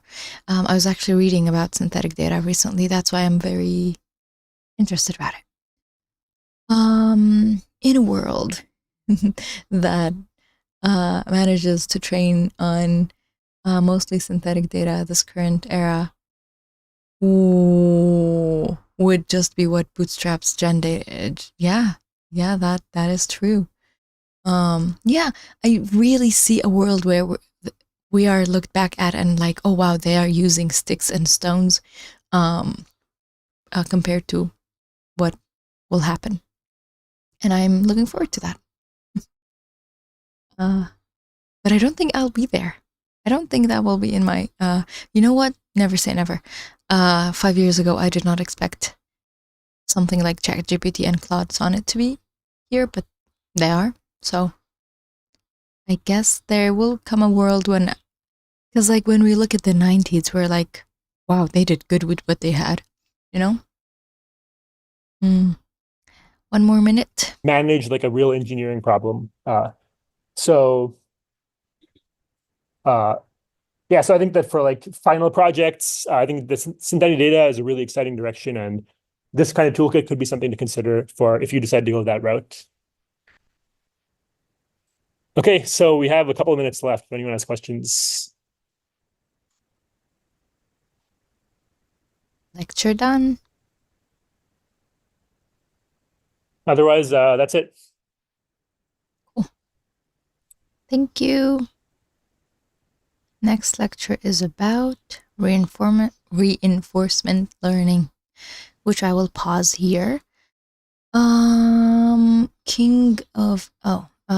it Anthropic CEO being quoted as promising AGI by 2026? I watched a few interviews of the guy, but I have not heard that. Could be. At least he gave himself 2 years and not next year, like some other person. I didn't expect you talking on this channel, lol. Who? Huh? I also didn't expect who are we talking about? King of Agario. Hi, welcome back. Not that I believe it. Same. I don't think I have played Agario, but I wasn't to the king level. It's a fun game. From human feedback. Oh, Grandma's back. Not the, yeah, okay. You? Me? What do you mean? It's my channel. Am I not streaming on my channel? Is there a different channel I'm streaming on? Why wouldn't I be talking? What else should I be doing? Oh, speaking of which, look at this. Oh my god, another hour? Wow. Epoch 6, so we're more than halfway in, and we went from a 3 to a 7, but we're down from here, like this 7.6, 7.7, 7.5. We're moving. There's movement. That's fun. Yes. Ooh. Okay. What? Yes. Yeah, we can look at one video and then, because maybe, oh, you mean because this is live? Hi. Yes, this is live. No, but King of Agario, as far as I remember, this is not your first time chatting. So yes, YouTube is pre-recorded. That's true. Videos. Yeah. I need to, I really need to like record actual YouTube videos. I've forgotten how to do that. I really prefer live streams. Okay, so let's watch this video and end the stream in like 15 minutes. So I'm gonna refresh this. Hello. Yes. Yes. Cool. I thought this is not your first time chatting. I might be wrong. Anyway, yes, I like live streams. I do that sometimes. Yes. Okay. Hello. I'm Taylor, and welcome to Crash Course Linguistics. Question to coffee. Is Taylor's voice changed again? Sometimes we don't say exactly what we mean. Oh, did I pause it? Okay. And yet we still manage to understand each other. If you ask, is it raining when I come inside soaking wet? Oh my god, it was raining yesterday. I mean, we didn't get rain for like, what, 2 weeks? And then, yeah. Yes, my t-shirt does say death. Yeah. Relevant though, right? To our conversation today. And I say, great job, Sherlock. You'll probably assume that I'm being sarcastic rather than giving you a compliment. Or if you ask me, can you close the window? I'll probably interpret your question as a polite request rather than a question about my physical ability. The reason we can figure out the can you do this thing is like very much like it's yes I can, or like no, it's may I not can. May you? May what? Anyway. I think you're right when you tease me in the day. Nah, it's fine. Okay. out what's going on is because we don't just look at words and sentences for meaning. We also look at context. Mm-hmm. The area of linguistics that puts meaning into context is called pragmatics. Mm-hmm. I guess sometimes we connect things that are not always Yes. Yeah, sometimes our brains trick us. Locations where it's raining yesterday. Oh my god! Haha, good one. Huh. Good thing I live in the Amazon forest. We don't have 100% complete information about everything that's going on when we're talking to people, so we often need to make some assumptions about the context in order to understand each other. There are 4 main assumptions that pragmaticists talk about. It would be funny if it rained only on our house, you know? When it comes to communication. Let's start with great job, Sherlock. In some contexts, that could be a You know it's not great job, Sherlock, right? You know it's said in a different way, but I will not repeat it. Statement of admiration at your friend's deductive powers. But in other contexts, like if your friend has done something especially unwise, calling them Sherlock actually illustrates how much they're not like Sherlock Holmes. That's because most of the time, we assume that people are trying to communicate high-quality information. We know that people can lie, but we usually assume that they're telling the truth. So when the context and the words clearly don't match, we can deduce a more subtle truth, like sarcasm. Let's move on to a second assumption. Amazon is vanishing, that's true. Won't be hard to figure out even ants where they live, really. Yeah, I heard about the illegal cutting down of trees, which is not condemned by the government. Like, yeah, Amazon is like one of those extremely valuable things that we have that we're not taking care of. Here's a GIF that floated around the internet a while back with the caption, "Look at all these ducks. There are at least 10. This caption is technically true. There are at least 10 ducks. In fact, there's a whole swarm of ducks, probably hundreds. And hundreds is definitely consistent with at least 10. But anyone who can see that there are Someone's been on Technically Truth Reddit.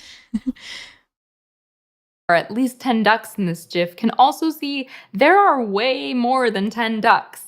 And there's something so funny about the way that the caption goes against our assumptions about communication. That assumption is that people are giving us a sufficient quantity of information. Enough detail, but not too much. The boring, consistent with our assumption version of this caption would have been, "Look at all these ducks. There are hundreds." But the ordinary version wouldn't have been as funny, and probably wouldn't have gone as Amazon is the lung of our planet. Yeah. They are shrinking for money. And I'm guessing you saw this GIF of Earth breathing. Like I think it's oxygen level or something. I might be wrong. I saw it way like long time ago. But you're right. I hope we'll learn to do better soon enough.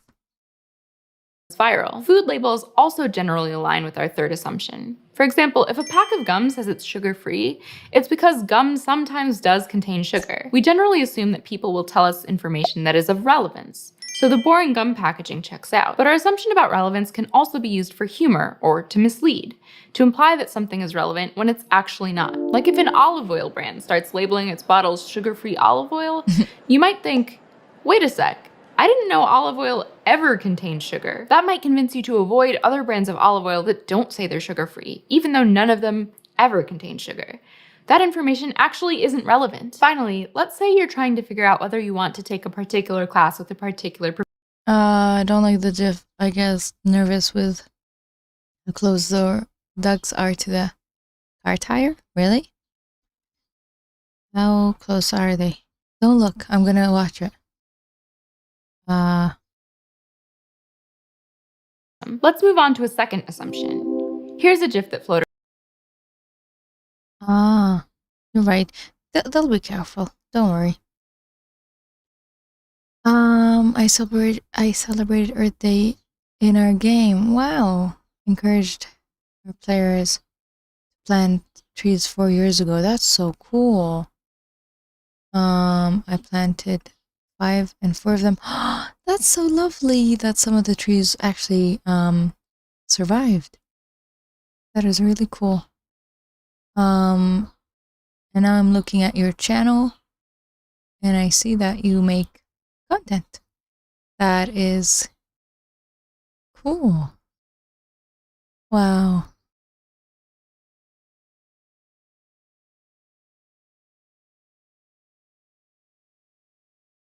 That's cool.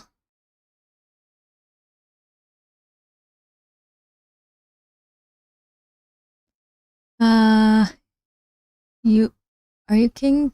As in you made the game? I don't think so. Did you? Oh my god, you were a developer. Huh.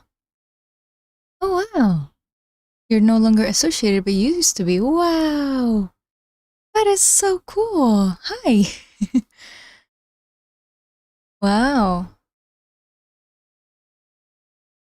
You should live stream your games. I mean if you want to, you don't have to, but that's actually it's easier to connect to people when live streaming, and also you can have the editing later on as a video. That's so cool. Oh, you have done live streams before. Got it. You have done multiple live streams before. Okay, who am I telling what? I am a baby on YouTube, and you are a veteran. Anyway, thanks thanks for being here. Are you like, wow? Is there anything like any AI in those? You stream a lot back in the day. Seems that way, yeah. I mean, it is in your name, but I thought like you're just a really good player. Did not expect you. Yeah, my like someone that I like, relative, I guess, used to be like crazy about Agar.io, and even now, a lot of kids play it. So it's like one of those games that has stayed. That's cool. But is there any? I mean, you're no longer associated with the creators of the game, or just the company, but was there any AI related thing in there? Any NPCs? Ah, there we go. You answered me before I asked it. The bots, okay. Not the ones that obviously not the ones, because it was a while back, but still. Wow, that is so cool. Okay. Wow. Were the bots, like the things that were moving around? Because I guess not all of them were players, right? Yeah, see? There we go. Ah, that's cool. I mean, yeah, you have to fill out a room, so there aren't going to be players 24/7, so that makes sense. That would be cool if you, I mean, again, I'm just spitballing, but like, if you try to create a similar thing on stream, that would be cool. Rule-based, probably. Yeah. But I guess you might have some NDA related stuff that says don't do that. But if you like try to use current day AI to make something, I wouldn't say similar, but yeah, just created. Pathfinding algorithm. That's cool. You learned what you were what's the name of the thing you were doing? There you go. You are making a new game. Are you not? I guess it's not open source, so I can't say are you streaming the creation of your game or not. Because like there are a lot of game devs on Twitch. Like the title on where I stream under is called Game Development and Software Engineering. Like it's more game devs than it is software engineering. That's cool. Wow.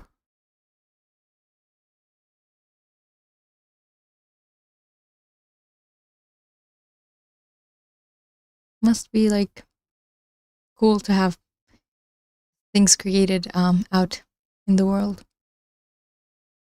I've almost always been a part of a entity, and things are created for other entities. I've never created things for the public. you want to take a particular class with a particular professor next year. You ask one person for advice. Well, it certainly is a class, they say. You ask someone else who says, oh yeah, the professor shows up every week and wears clothes and stands in front of the room and talks to us and gives us assignments. Both of these statements theoretically seem like they should be completely I wrote a new game engine which is, wow, 10x efficient in numbers versus my previous game that I worked. That's so cool. Yeah. Oh, me? Was that cross promotion? No, I'm actually like trying to encourage people to stream on Twitch because there are people on there. And not a lot of YouTubers don't use Twitch, but a lot of Twitch people need to be as human as you can in a world of way too many bots is my style. Like to show you that I am a weak human. Because I really am, like just a human with a lot of faults, you know? Because most like streaming is not polished, obviously, but YouTube videos are way too polished. Like when you watch person working on a project, you see them struggle, but you see them from A to Z. Most of the time, everything works out perfectly. You don't like Twitch, that's fine. You don't have to be a user to be a creator. I've learned that recently regarding TikTok. Like I will never be a user, but I can be a creator if I want to, you know?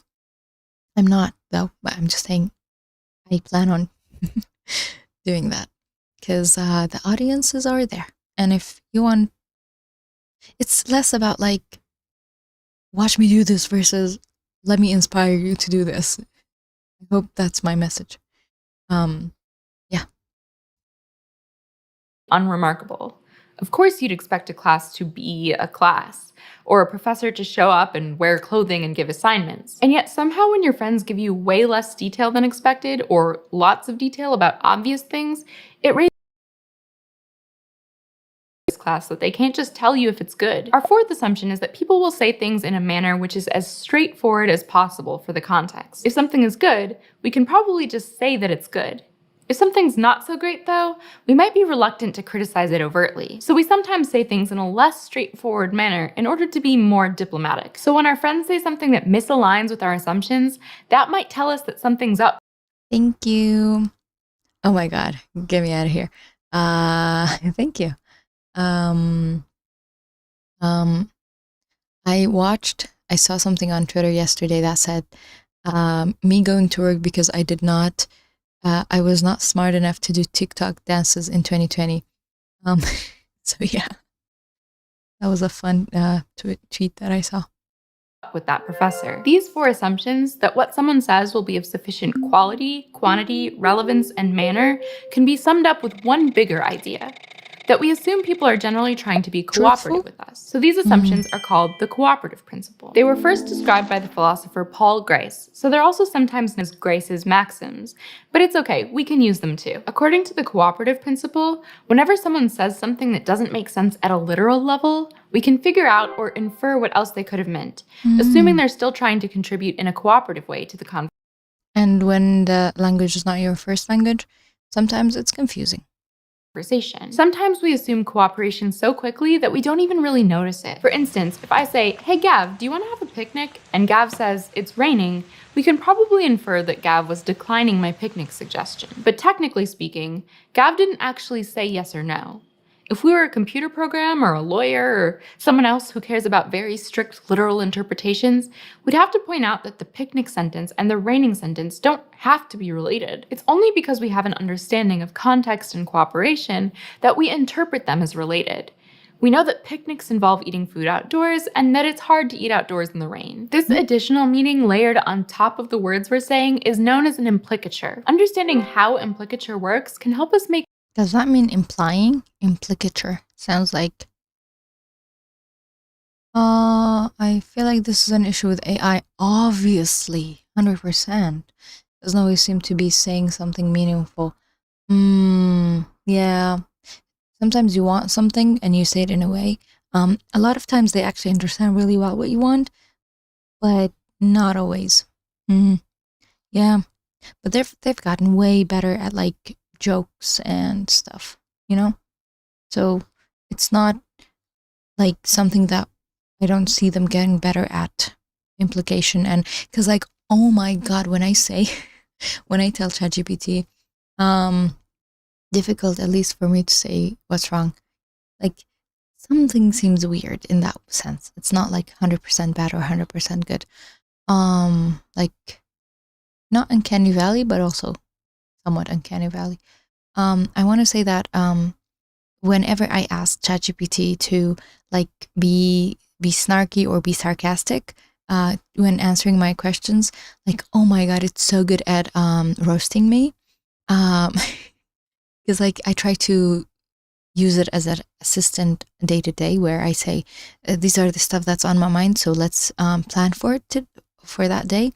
And like the amount of times it's like, I can't think of an example, but there are many where it's telling me that my plan is unrealistic, and yeah, I don't know, I can't think of an example, but it's happened a lot. Yeah, so it's good at roasting, that's for sure. Make sense of the moments when someone says one thing and means another. If Gav asks, "Can I have a cookie?" and I reply, "I don't know, can you?" Gav will quite justifiably be annoyed at me because I'm deliberately That's a lot of hate. When I ask for critique, say on an email and I'm not sure about, and AI insists on giving me its improved version just so far from what I tried. Ah, really? I actually don't have that problem, because sometimes I write a draft that is just what's on my mind, and I say, make this sound better, and it does a really good job in my opinion. But also sometimes it overdoes it, and I'm like, can you make it simpler and not too much jargony? But so I guess you have to be like, is the word explicit when you ask for support? Because if you say, without changing anything, give me critique, then, because like other time I think it was code that I wanted support with. I was like, can we modify this section? And it modified the whole thing. And I was like, without changing anything, just tell me what's the problem. That also works sometimes. So the point of like, it does not get what you want is true. Yeah. deliberately ignoring the implicature that this is a request. And if you watch enough YouTube videos, you know what the subscribe button looks like, and that it sits below this video. So, oh yeah, good point. Everybody knows what the like and subscribe button look like, and it is below the video. if I turn to the camera and say, the subscribe button is below this video, I'm not actually telling you new information. I'm not even asking you to subscribe. True. But you might have thought about it. In this context, pointing out the button is really saying, please subscribe, without overtly saying, please subscribe. I'm using implicature to ask without asking. It's a way of being polite by being indirect. And languages have lots of other strategies for being polite. Some languages add a short word or particle to make something more polite. When I ask it to rephrase my thought, I ask it to fix clarity, not change message. Keep the tone and change parts that are needed. Good point, yeah. Or sometimes I'm like, make the tone, I've actually done that. Make it sound nicer. Because I'm like, I need to be nicer. Yeah. You have to like ask it exactly what you want. Otherwise, yeah, good point. Like please or sorry. In Malay, you can add law to a command. Something like, hand me that law. That turns it from a demand into something more like, would you please do that? In Mandarin, you tell a person to have a seat by just saying sit, 坐. That probably sounds way too strong, like something you'd command your pet. And it sounds strong to Mandarin speakers too. But instead of adding please, they repeat the word, 坐坐, or sit sit, which means something like, here, have a seat. Some languages have different forms of Oh, hey. Why isn't the animation playing? Well, animation, what happened? Something happened? Did anything happen?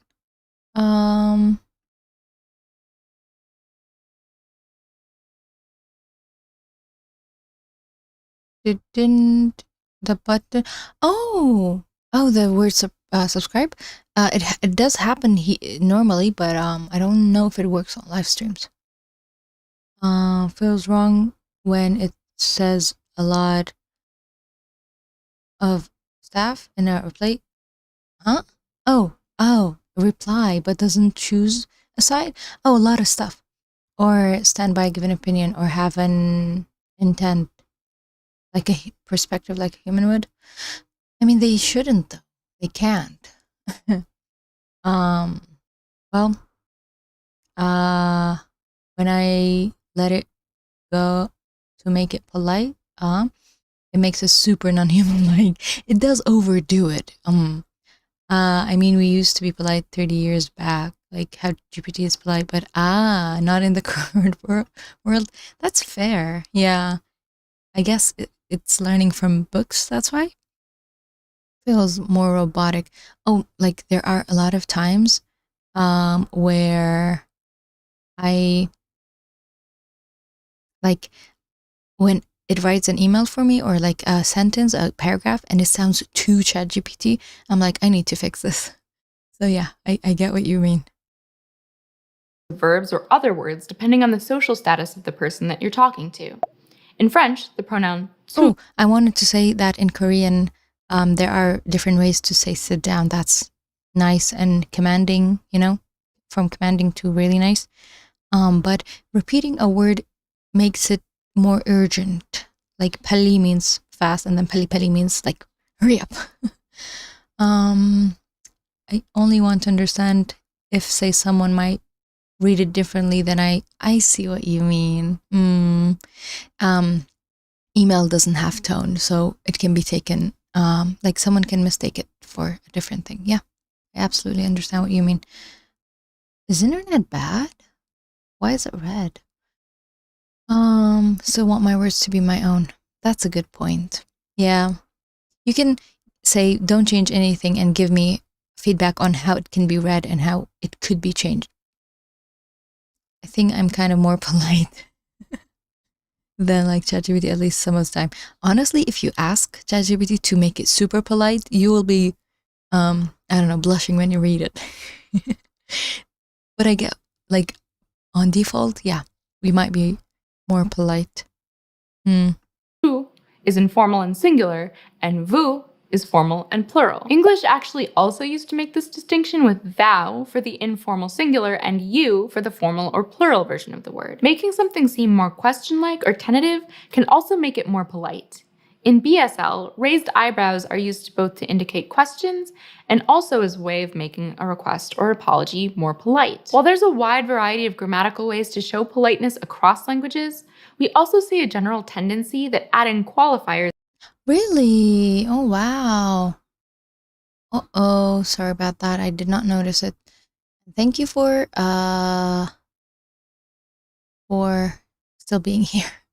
I think today was like a normal stream and not too, yeah, the session has been alive for 12 minutes on Twitch, so I guess there was bad internet 10 minutes ago. Oh, well. Yeah, it's okay. And caveats, known as hedges, to our replies tend to be seen as more polite. So does being indirect, such as asking or even just hinting rather than ordering. So if I want you to close the window because I'm freezing, it would be more polite to say, would you mind closing the window? Or, brr, it's chilly in here, than it would be to straight up tell you, close the window. We follow our culture and our language's norms of politeness because it's part of the whole process by which we create meaning between us and the people we're talking to. Both politeness and the cooperative principle are part of pragmatics. They're part of our agreement about how we're going to talk to each other. Pragmatics affects everything from our words to even the very way we have those conversations. Let's step into the thought bubble for a chat. Okay, thank you, Coffee.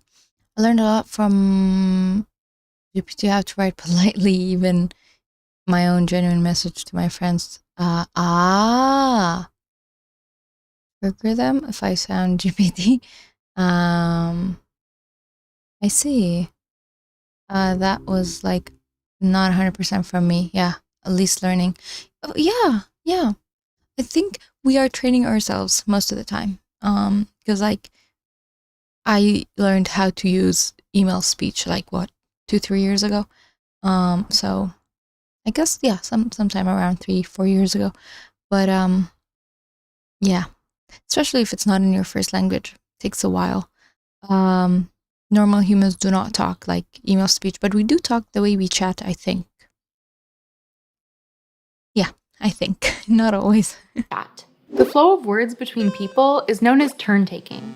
I say something, you reply, I reply to that, and back and forth. There's a lot of variation across individuals and even across cultures as to who does more or less of the speaking, how long they talk for, and how much overlap or silence there is between people talking. When it comes to overlap in conversation, we can think broadly about two different ends of a spectrum. On one end, we have a conversation style where people do a lot of overlapping, talk at the same time, and don't leave much room for any silence after the other person is finished speaking. This is known as high involvement interactional style. On the other end, we have a conversational style where people do not overlap and leave space after someone else is finished before beginning their turn. This is known as I'm a duck type. Choose your player. As high considerateness interactional style. You might tend to be more high involvement and have a friend who is high considerateness, and it makes you feel like you're doing all the conversational heavy lifting. If you tend towards high considerateness, you might feel like your friend doesn't let you get a word in edgewise. There's some general trends in different areas. Chat has its own conventions, I think. Oh, by chat, I don't mean live stream chat. I mean like texting. Yeah, you're true. You're right. That also has its own style of speaking. Too. Speakers of Tseltal and Japanese tend to have more overlap than speakers of Lao and Danish. Even within American English, less formal than email, obviously. I feel like it's different to spoken language. Yeah. Sometimes it's more open. Like for me, it's more open to sarcasm messaging. Less, I don't know. New Yorkers tend to be more high involvement, and Californians tend to be more high considerateness. Really? These differences are measured in just milliseconds, which shows how sensitive humans can be to turn-taking differences and all the other little pragmatic nuances that make up politeness. Thanks, Thought Bubble. I appreciate it. So when we look at how people use language in conversation, we see that it's less like one person baking in all the meaning they want to convey in their words and handing it over to another person, and more like we're using context to bake a cake as a team. And just like everyone has their own way of making a carrot cake, the individual conversation styles and cultural norms mean each conversation or interaction can turn out a little bit differently. Yeah, I can see why one would be multi-style, because it depends on your comfort level and how much you know that person. So yeah, depends on the person you're interacting with. And probably your mood as well, yeah. Importantly, situation. Yeah, because like at home versus outside versus work versus a new location. Okay, I am overtime. 4 minutes overtime. Thanks for stopping by, King of Agario. Do let me know what I should call you in case I see you next time. And thanks for other people who were here, who had to leave because it was late. And thanks for the lovely conversation. I hope we'll learn something together. Inshallah, if all goes well, see you tomorrow. Yeah. I actually have a mini request, which is you only have to look at boomers that have tried to learn texting and have weird ideas about making up abbreviations because they think that's what it's done. The way people use emoji. True. It is a generation thing. But my parents use voice, which is pretty useful. Thank you. What was today's take? Huh? Yeah, my mini request is actually for people who use Twitch, which is not a lot of people here, but if you found something interesting in the stream after like the thing is done, you can use the clip that button. If we can use that as short term or something. You can call me King. That's a good one. K-O-A-K. Anything that starts with a K. Okay. Thank you. So let's do a recap of today before I go. We did It's finished. 7.5. That is not as great, but pretty good. That's awesome. Did it go here? Do we have the model card? We don't have a model card? Huh. Anyway, that's fun. We can use this later. That's nice. An hour and 18 minutes. And that was the summarization. I think they may like, what's something learned that was interesting, which I guess that's what I'm trying today to do. Oh, I learned that I can fix this this train thing, which I didn't do, Gemini did, but still, we modified some stuff that were issues. And I also really enjoyed today's lecture, which was distillation, and this paper that I actually, yeah, GG. That paper is really interesting, which I did not read, but was summarized for me.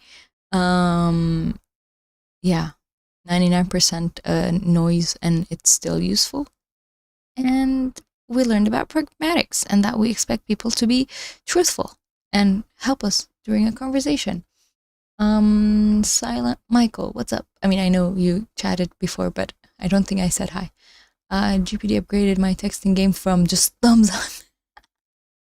That's a good one. To proper sentences and conversation. That's an upgrade. Is that where Silent Michael came from? Where? Hi. So yeah, that's it for today. Thank you so much for being around. I read but did not read. Huh? Gen Z? I'm not Gen Z. What happened? Don't call me Gen Z. I am late millennial, I think. Thank you so much for being here today, and for our cat for enduring us. See you next time, I hope. And have a nice Friday. Have a lovely weekend ahead. And yeah, that's it. I'm gonna end the stream in 5. Replying to a thumbs up. Oh yeah. Good point. I see what you mean. Yeah, 5,